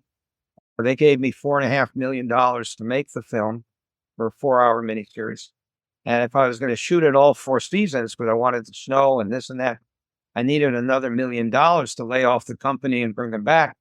So Bud Getzler at Viacom gave me the other $1 million, and the film was successful and launched me into making other films, Peter the Great with Max Schell and other things. I had my failures, my ups and downs, but that's what life is all about. And I think it's good that you have lots of ups and downs. There's always downhill racers, always a guy a little better than you coming down the hill behind you. So it was 4 hours for US TV. Then there was a European version that was cut down, correct? 2.5 hours? it's theatrically the opposite. The script that Norman wrote for me was written as a theatrical. Norman wouldn't write for television. And then that script, we then took like the Rance Howard character and extended more scenes, took this and extended. So the theatrical script, the version that was all over the world, that Getzler, Viacom distributed, and Virgin even distributed it. Bronson, I met with him on his boat on the Thames River, Richard. And that film is tighter, a little more tits and ass, because you couldn't have full frontal nudity on television, and sold buttocks and a couple of things in language. But I did make some major breakthroughs with Tartikoff at NBC. There were a couple things that their censors didn't want me to shoot. And I remember going in and having this meeting with the censor group and Tartikoff himself, who was running it. And I said, normally in television, when you got a scene in the bar and somebody's holding a can of beer, I said, you see the word beer on it, so the audience knows drinking beer. I said, I got to have a Budweiser or a Schlitz there. No, you can't do that. I got to have signs, in the neon signs like there are in the bar, Budweiser or Schlitz with her. And I looked at them and I said, this book won a Pulitzer Prize. Ed Anholt, who wrote Young Lions, this and that, who worked with me, and Naylor, who wrote screenplay. If I have Pulitzer Prize winning nonfiction book and I'm putting a fiction can of beer, that makes the audience think that the whole scene might have areas of fiction. I said, you are going to destroy the credibility of the film by putting this type of stuff in there. Change the rules. Beer, sign, I got whatever I wanted. I couldn't use the word fuck, but they allowed me to use, I couldn't give a shit. That was a big break. Just the scene in the opening of the film when Gilmore's coming through the doors and Brenda, which is a story on how I cast her, comes and she turns and says, I don't give a shit. Something about zipping up your pants. I don't care. He's still zipping up her pants. That gives you an implication that something might have happened between her and her boyfriend in the car. So all those things were major breakthroughs, language through and everything. That was the first film that broke the barrier for any network on national brands. If you photographed a scene at a gas station, I got the real national brands in there. So there were a lot of breakthroughs. You said that there was a story behind the casting of Christine Lahti. The network wanted me to hire, God, I can't remember her name, a very fine actress who was on Broadway, had been nominated for some Emmys and everything. And they were really pushing hard. And I was doing casting in a hotel in New York City. And I get a phone call from the desk. Mr. Schiller, there's a woman down here who says she has an appointment list with you, and she's not on the list you gave us, and she's dressed pretty sloppy, dirty. And she says she has her. I said, maybe I messed up and get send her up. I open up the door, and there's Christine Lahti sitting there, standing there, just completely in the part. She had made herself just look like the real Brenda, physically as an actress. She didn't take 3 steps through the door, and I said, you got the role. Who's your agent? Because I knew the real Brenda. In those days, I had to nail reality. I wasn't a theater. I wasn't a seasoned director. I could never direct fiction at that time.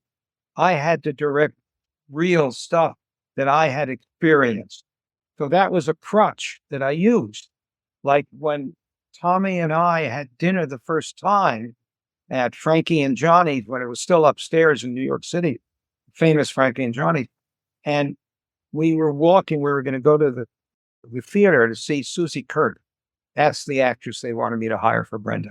And we were going to go see Susie Kurtz. And we're walking down the street. And Tommy says, how did Gilmore walk? And I turned to Tommy and I said, how do you walk when you've been butt fucked for 25 years in prison? But that's me talking reality, real. See, everything in my mind was real. I couldn't respond to him like a director might. And of course, then he on the street did hip stop, or the jump, boom, like you've been fucked.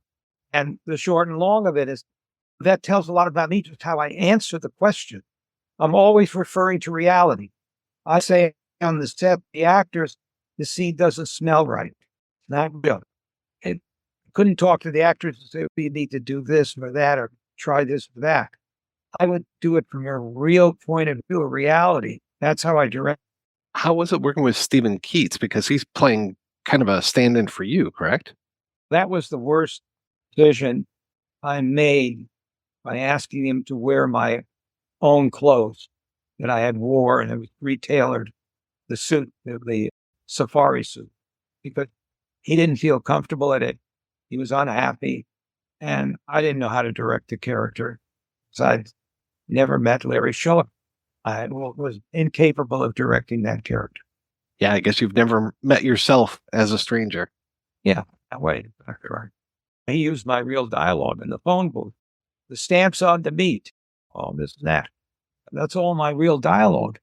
But so I apologize to Stephen again if he's still with us.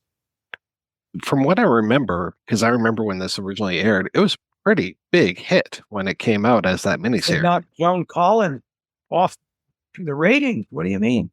She was the big thing, and it took over. Oh, it was big. It was the first true crime film ever made. What do you call it? Ebert, Siskel and Ebert gave it 10 thumbs up. The reviews all over the place. Even the review of the book, the New York Times review and everything. And then the reviews for the film. The next time I did something very good was like when I wrote the book with James Woolworth, American Tragedy, on the O.J. Simpson case. The book, the New York Times said, of all the books published, this is the best. And it was a #1 bestseller. So once in a while, I round all four bases, strike out a couple times. It's just amazing to me that you're a photojournalist, filmmaker, author, just all of these things. And you just move in between these worlds, and you're not name dropping, but you know a ton of people. And you're just like, oh yeah, my friend Paul Newman, I directed the scene for Sundance Kid. I was like, this is amazing. These stories are fantastic. Larry, we have an actress, very difficult to work. You got along good with Elaine May. We want you to meet Barbra Streisand. I spent 2 years now with Barbra Streisand. After that, I got along. There are certain people I don't get along with, obviously, but I get along with strong people because they understand, I think, a little better. I've had my failures. I made bad films, maybe a couple of films that I made just for the money when I was making too many films in a row, because I wasn't a filmmaker like people like Lucas or people like that. I was a guy who was making film from the stories or the essays that I had done. All the films I made, besides Peter the Great, all come from my journalism, because I was trying to recreate reality on the screen. So what are you working on these days? Because it feels like you are somebody that would never stop working. I'm now a consultant to a lot of major corporations and estates on centennials and how to preserve legacies. Very few people know that Kennedy family and the Kennedy Library retained me in 2015 to manage and curate JFK's centennial. I curated the entire Smithsonian show. I did opening night. Some of the great talent produced it. Stephen Kennedy Smith's a good friend of mine. I worked with Caroline. I spent 2 years working on the centennial of Ray Bradbury for the Bradbury estate. I know how to preserve legacies because I understand PR.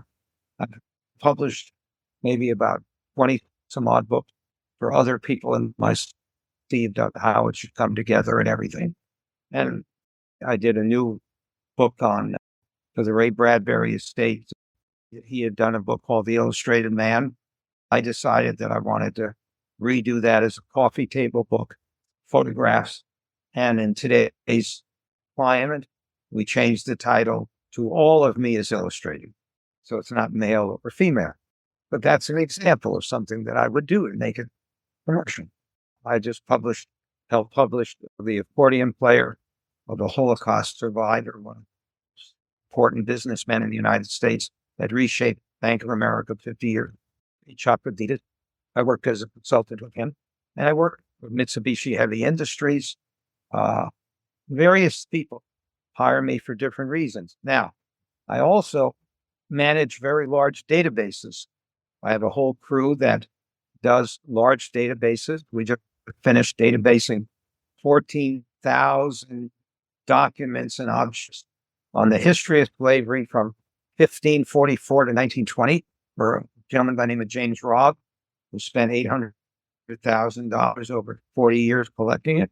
We databased it and record keeping, and we have a system that's used by universities. We work closely with the Briscoe Center, Don Carlton in Austin, Texas, helping them acquire major archives, photographic and otherwise, and the Jacques Lowe archive of JFK's photographers. We work with the Jacques Lowe estate and managing and monetizing that. So we help monetize people's estates and archives. And I'm 87 and I'm working for a consultant. And as I say to my wife, one day I'm just going to get hit by a truck, and that would be it. Wow, what a morbid way to end this interview. Larry, it has been an honor talking with you. This has been wonderful. Thank you so much. Thank you I still got a memory that I can remember some of these names. And I hope I didn't accidentally drop in some fiction here and there. I tried to keep it straight. There's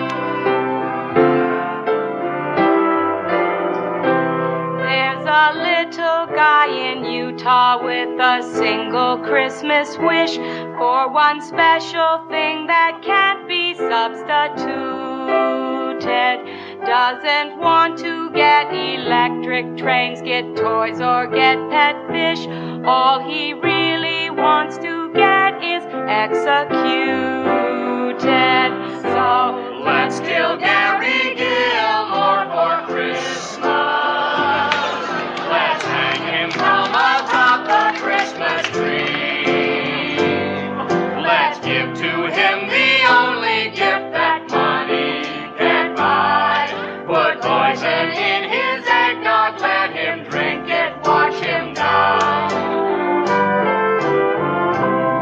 Let's throw another Yule log on the fire. And then let's throw Gary Gilmore on there too. With a ribbon so gay, and a card that will say, "Dear Gary, Merry Christmas to you."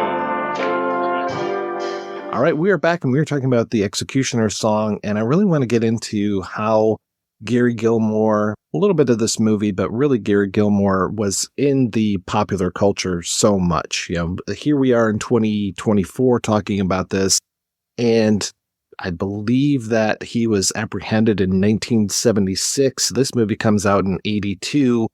This is not the end of the Gary Gilmore story by any means. There's still books, plays, so many things where he has become part of the popular culture. But back in 1977, 78, 79, he was everywhere before he got executed. And then even showing up on stupid things like SNL, having multiple references to Gary Gilmore. I can't remember which episode it was where there's the lovely song, "Let's Kill Gary Gilmore for Christmas." That blew my mind. That was the Candice Bergen episode from the second season. And I actually found a photo of her holding a newspaper, and I think it says "Kill Gary" on it. And it's like, wow, that is dark. Very dark. Yeah, I think there were some Weekend Update bits on him too. I've been working my way through the early seasons, and I know he comes up more than once.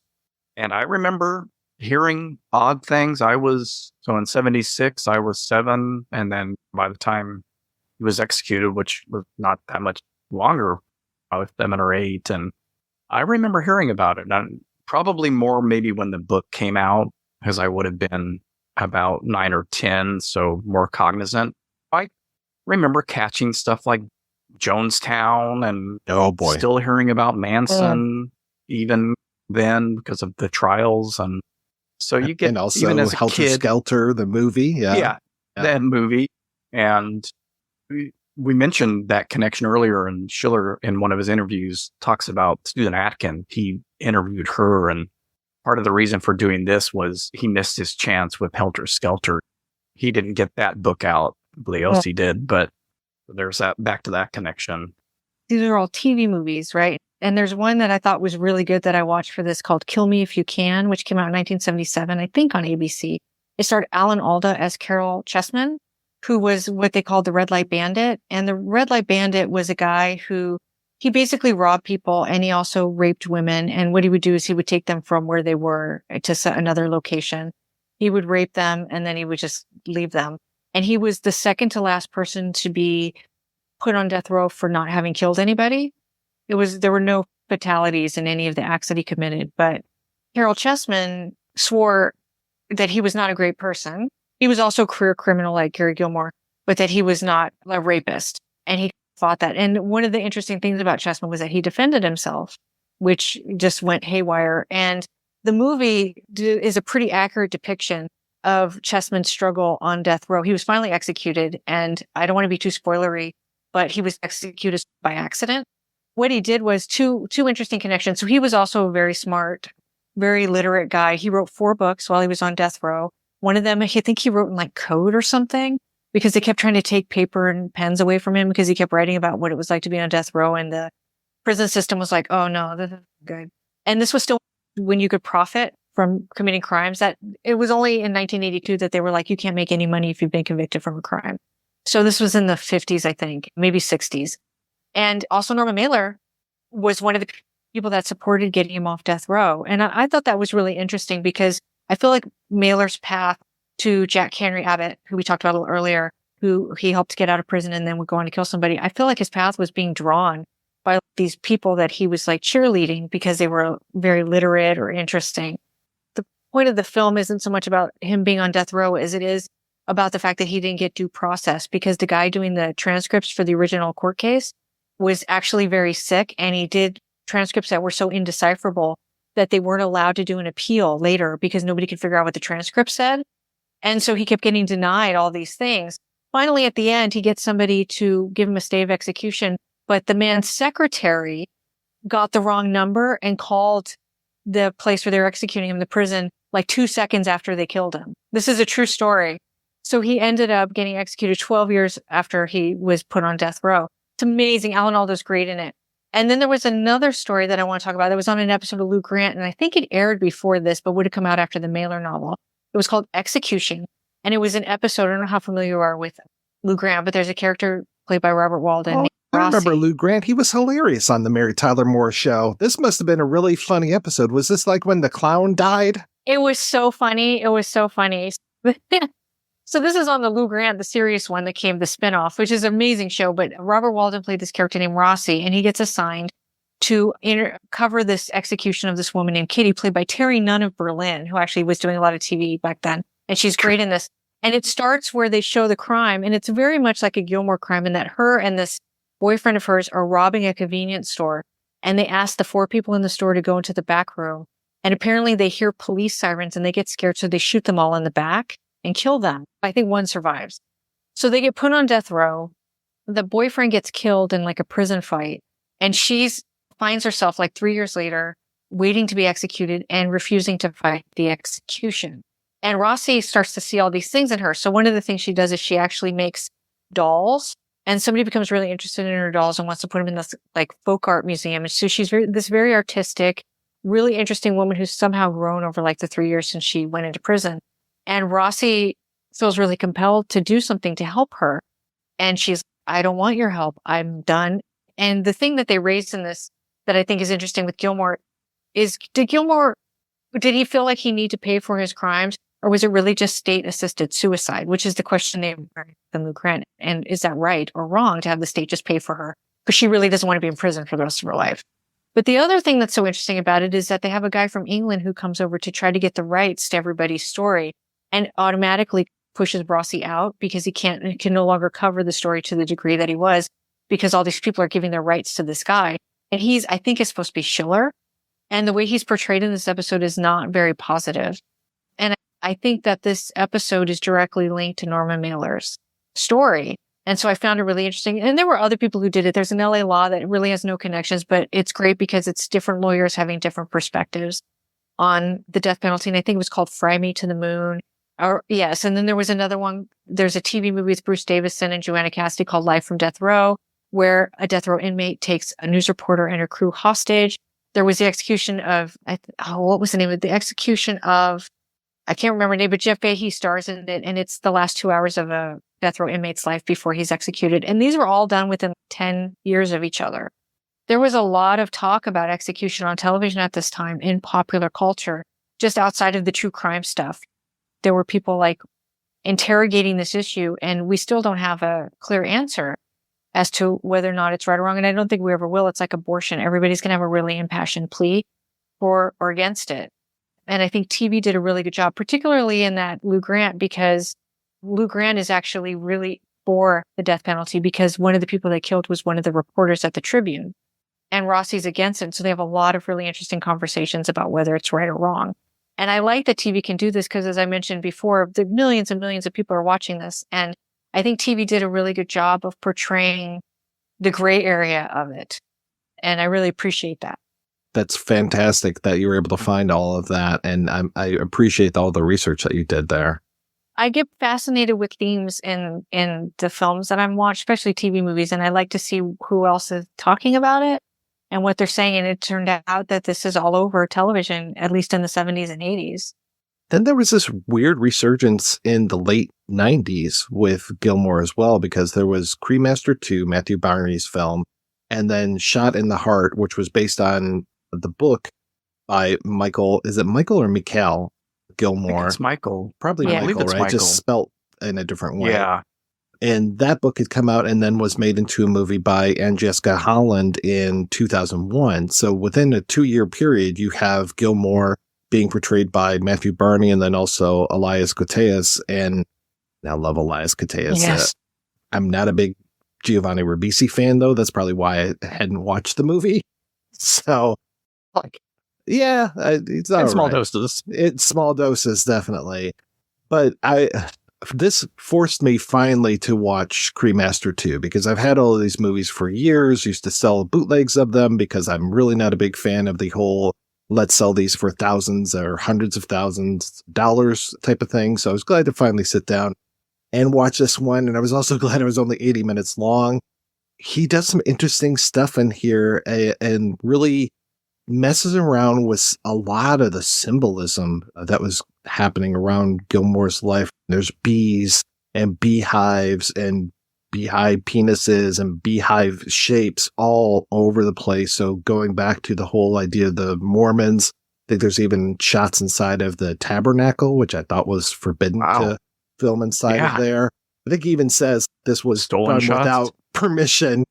Either that or it's a miniature, but I'm not sure which it was. And then the idea too of the Harry Houdini. So apparently Gilmore's grandmother said that his father had been conceived, that she had sex with Harry Houdini, and that's why his middle name was Harry. Magician. Yes. Yeah. I don't know if she named, at least what I read, she just said a famous magician, and somebody backtracked that to who was a famous magician back then. But then somebody also figured out, wasn't. Yeah, he was like 16 years old 16, at the time. yeah. Such an interesting story because I think Diller or Mailer had talked about there was no point in trying to figure out if it was true or not because Gary and his mother believed it was true. And so to just approach it as like a piece of fact, at least for them. And that must have been really amazing for Gary to think about, especially given his circumstances, to come from somebody who was so prestigious and respected and admired and have this kind of like really short end of the stick life to such a contrast to his quote unquote grandfather.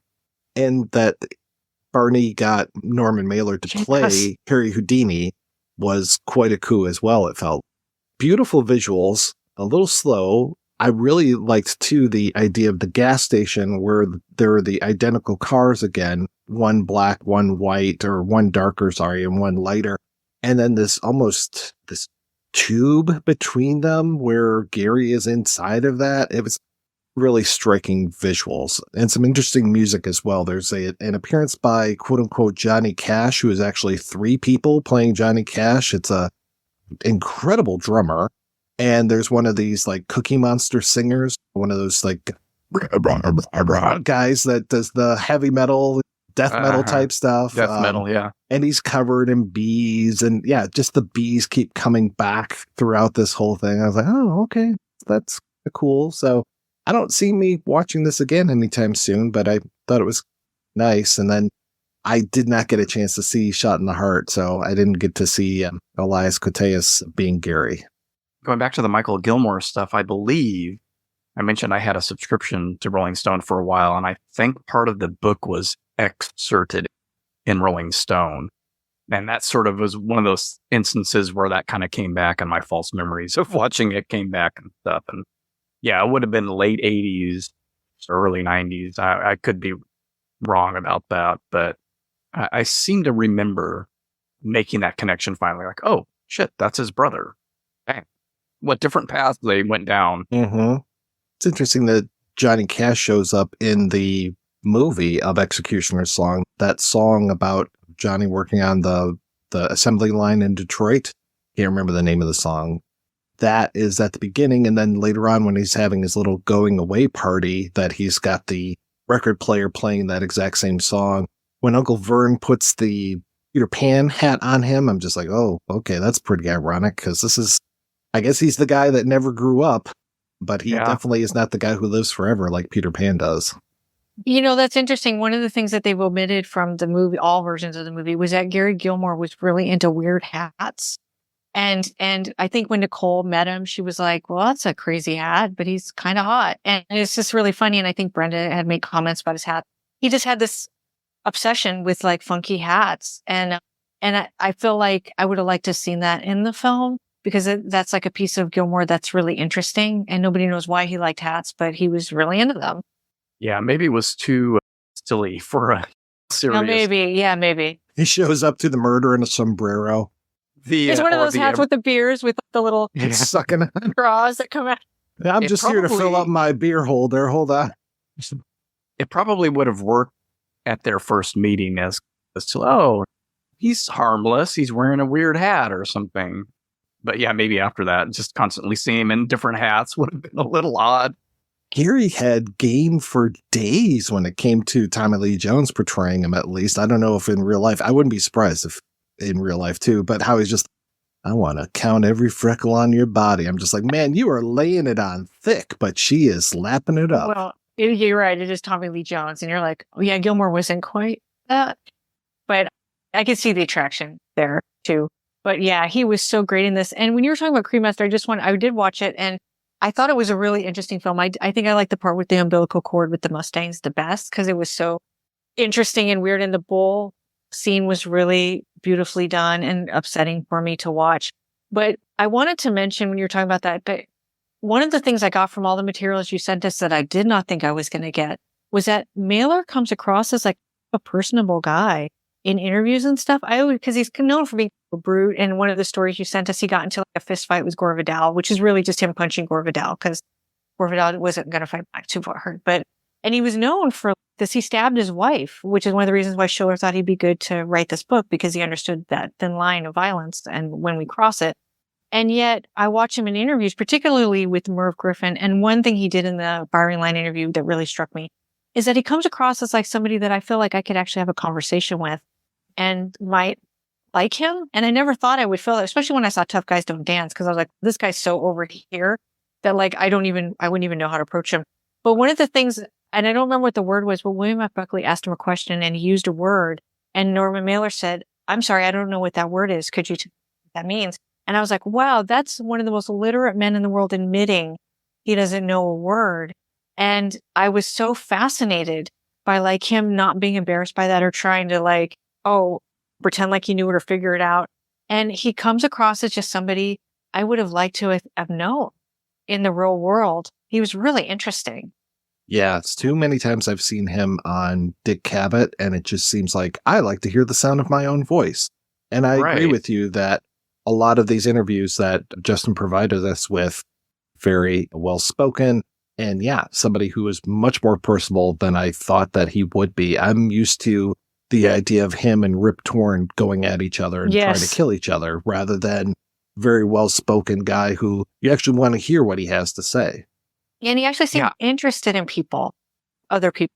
thoughtful was the thing that came to mind. And I really only watched the firing line interview, but I was like, boy, yeah, I think my impression was also tainted by all those stories you hear. And he sure seems a lot more thoughtful than I've ever heard anybody describe him as before, and took great care in answering some maybe tricky questions that were set up as traps. Well, what do you think?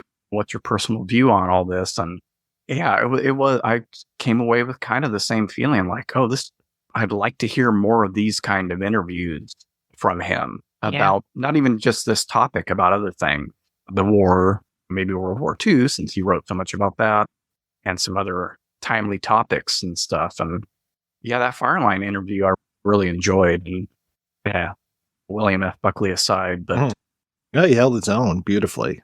Yeah, he did. And but I feel like Mailer, because I'm so knee deep in this, but I think Mailer is going to be really defined by Gary Gilmore forever, because that book did win the Pulitzer Prize, but also his with Jack Henry Abbott and his, not obsession, that's maybe not the right word, but his interest in these type of characters, I really feel like defined him in a lot of really interesting ways that are poignant in retrospect.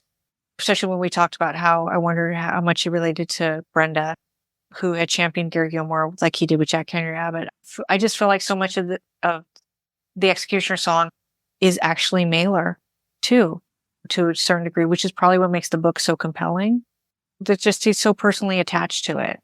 Yeah, because it could have been just I saw what Capote did with In Cold Blood, and I'm going to do better with Executioner's song. That, if you're looking from the outside and want to be very cynical, you could just paint it with that brush. But I'm like, no, there's a lot more going on than that. This is not just obviously a cash grab. He's doing a lot of great work in here, and also it was rewarded with the Pulitzer, and I completely agree with that decision. We didn't talk about Tracy Keenan Wynn. Do we want to go into how Mailer came to write the script? Yeah, so there's a nice article in the New York Times that I was able to track down from Jan 15th, 1982, and it is Tracy Keenan Wynn talking about how he wrote the screenplay for it. And Schiller even talks about that in one of the interviews that Justin was able to provide to us, where he was saying that Wynn wrote the entire script, and then Mailer took it and rewrote the whole thing. So Wynn was like, this is my structure. This is my script. Norman Mailer should not get sole credit on this. I found it interesting where he's talking about I think Schiller gives the example of right at the very beginning when they're picking up Gary from the airport, and that the way that Tracy Keenan Wynn wrote that scene, and then the way that Mailer just came in and just boiled it down to its finer essence. Yeah, punched it up, and then also just was like, I don't give a shit about you. Who gives a fuck if your shirt is tucked in or not? Just like that little line that he throws in there. Tracy Keenan Wynn definitely seems to have a good case, and I think that maybe they should have given him writing credit on this, because I think he did a hell of a job with what he was able to do. I would like to read that screenplay if I possibly could.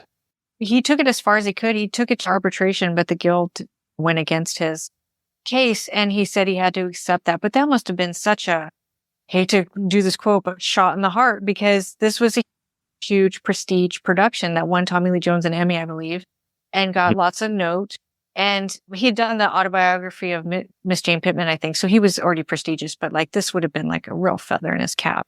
Yeah, I got the impression that he punched it up, gave it some flavor, but that the whole script was already there. But the argument then becomes more of, but Tracy Keenan Wynn was working off of Mailer's original work. So Mailer had already done the work and the writing technically, because he's just transcribing the book into script form. And it was more like that's the justification they used to get the sole credit, and why it couldn't have been Tracy Keenan Wynn. And I forget which one they use for when it's a rewrite. The ampersand or the and. Or the and. Whichever way is the correct way to say. They didn't write it together. They both wrote this. Because didn't Mailer win the Emmy for writing? I don't think he did, but I'm not sure off the top of my head. I will say, though, that Schiller gave conflicting accounts of the screenplay, because I was going through the newspaper archives, and he did an interview. Apparently, I can't remember if it was Mailer One of them claimed that Mailer did it on spec and that Schiller didn't know that he was writing the script behind the scenes because he just wanted so badly to be the screenwriter. And an NBC executive said in an interview about this case that Schiller helped him with the second draft, but Schiller claimed that he had no knowledge of the script. I find that really interesting. So there are some little hiccups in the timeline, and I don't really know whose version is correct, but Schiller's been contradicted by some of the claims he's made about the script itself. Yeah, according to the New York Times article, Mr. Wynn was hired by the producer-director Lawrence Schiller to do the teleplay in September 1980, but 5 months later, Mr. Mailer submitted his own screenplay on spec. Last December, Mr. Schiller requested that Mr. Mailer be given sole writing credit. The matter is now in arbitration. An extremely emotional Mr. Wynn said, "I've been writing for 10 years and I felt my script for The Executioner song was my best work. I can't do any better. People I showed it to felt it was the best script ever written for television. I got a copy of Mailer's script and read it in disbelief. It was like something out of the 30s. Radio flash, we've just received word. If I had turned in a script like that, I'd have been fired." Tracy wrote a fine screenplay, Mr. Schiller said. "It was a fine condensation of the book, but it wasn't new to me. I'm a character in the book. When I read Norman's screenplay, it was a new experience. He didn't condense scenes and drop characters. It was a new entity. Tracy gave me a better script about events, but Norman gave me a better script about characters." So yeah, I remember him. He repeats that in one of the interviews as well. That idea of it wasn't new to me, which is interesting. Especially since you were there, nothing's going to be new to you. And I think it was more like the stuff where, prior to him coming into the story, even though he did interview them, and that's where the story comes from. But that's interesting. Uh-huh. It brings up that question that William F. Buckley poses to Mailer, and that everybody starts to talk about in these cases where something has been sensationalized, and felt like I was going to sympathize more with Gilmore in the film because I kept hearing about how intelligent he was, and that. I never really felt that. And I understand he had an awful childhood and was incarcerated for many years. And I don't know, I guess I always go back to, and maybe this is just some kind of Protestantism, or fumbling over that word, where at some point you take control of your life. You're an adult. What happened to you as a kid? Yes, that was awful, but you're the one making your choices now. And he makes some pretty awful choices in this. So then the question is, does the state have the right to say who and who shouldn't die? And I don't know. I think when I was younger, I would say yes. If that's what the jury decided or a judge decided, then yes. And if they committed a horrible crime, and let's take Charles Manson, for example.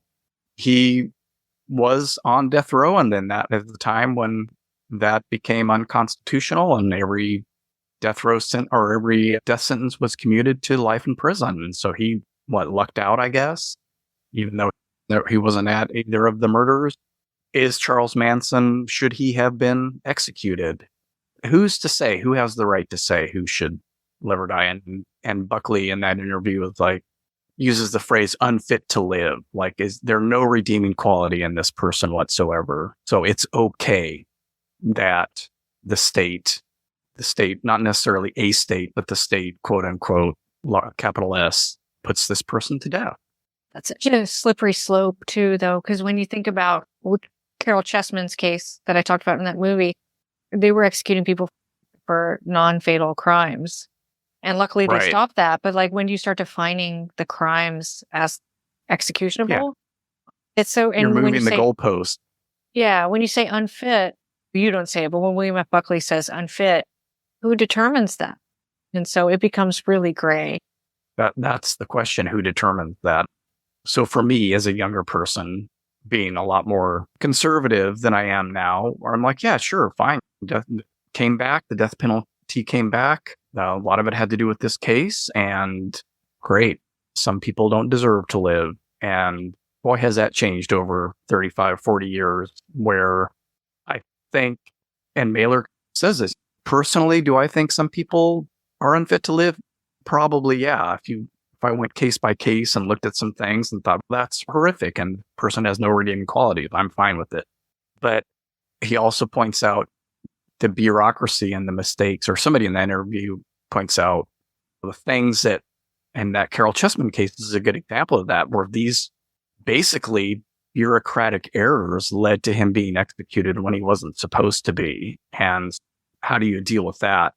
The state making an error. And I don't think that the Gary Gilmore person or character really makes me feel one way about it or another than I already do. He was shooting for it. He wanted it. But is that then assisted suicide? Is the state helping him kill himself? Or is he just saying, hey, knock it off? You decided I'm supposed to die, so I have the guts to do it.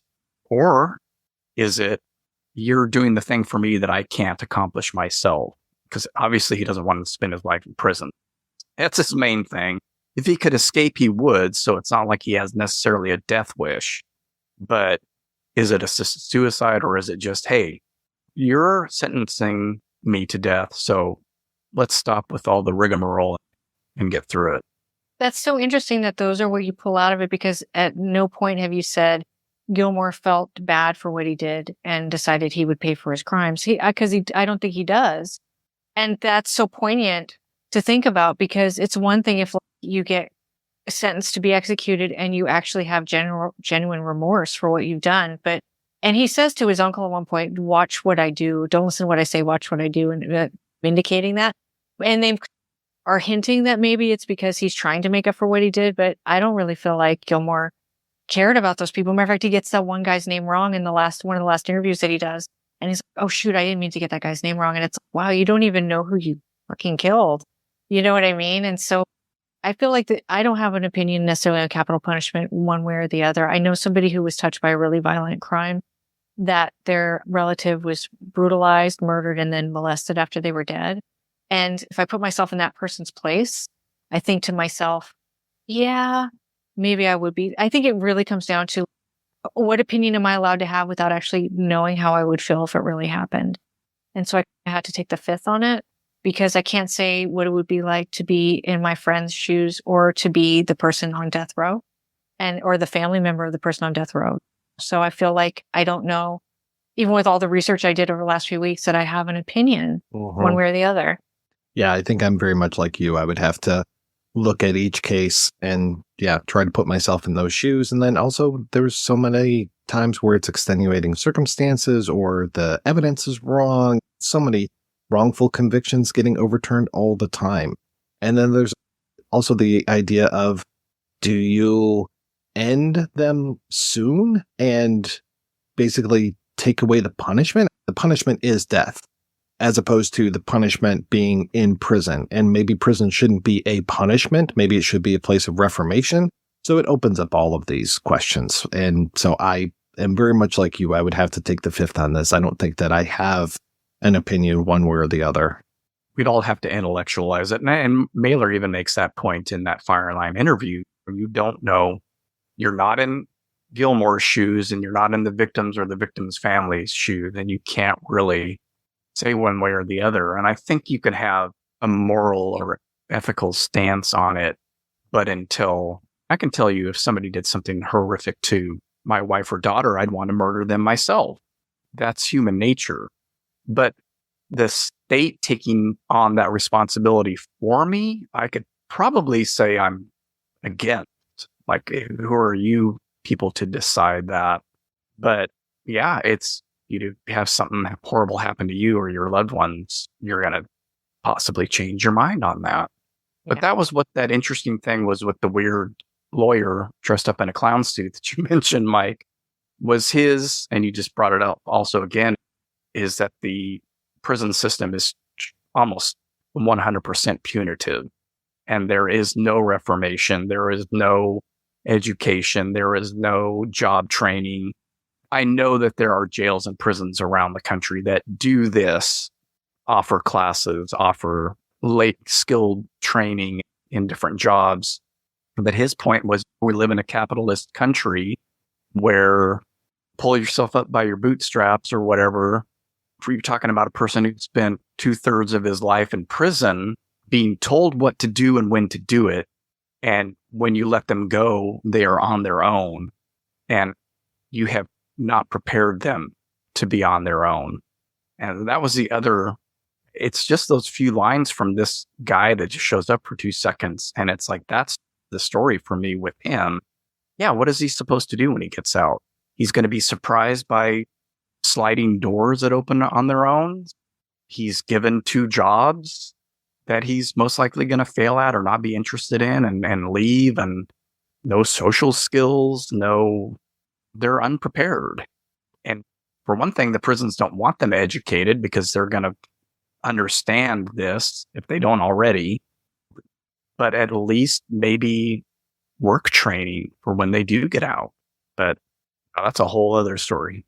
Yeah, that might be the larger point of this film now when you think about it, because they do really express that very well. We might not like Gary Gilmore and we might feel okay with the circumstances that ended his life, but he was really left to hang there when they let him out without any idea of how to survive in a world that's moved past him.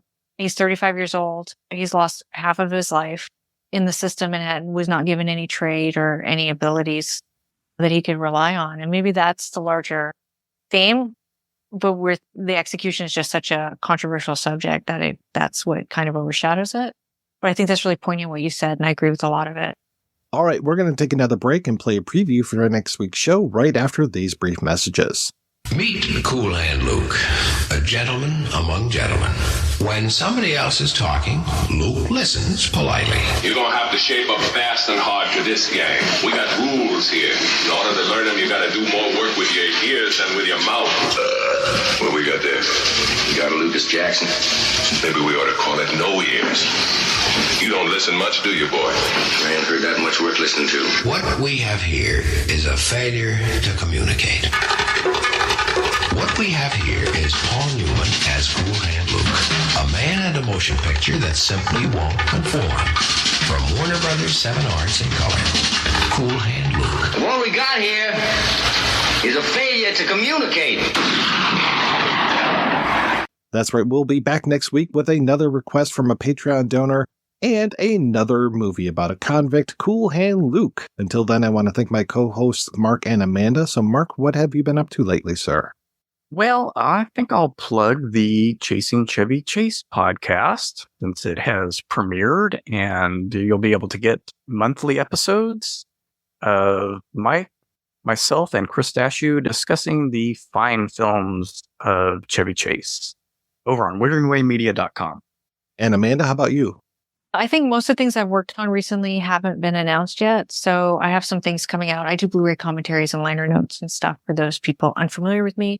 But I will go ahead and promote my podcast and my book. So I'm basically a TV movie historian, and I have a book called Are You in the House Alone? A TV Movie Compendium, 1964 to 1999. It came out in 2017.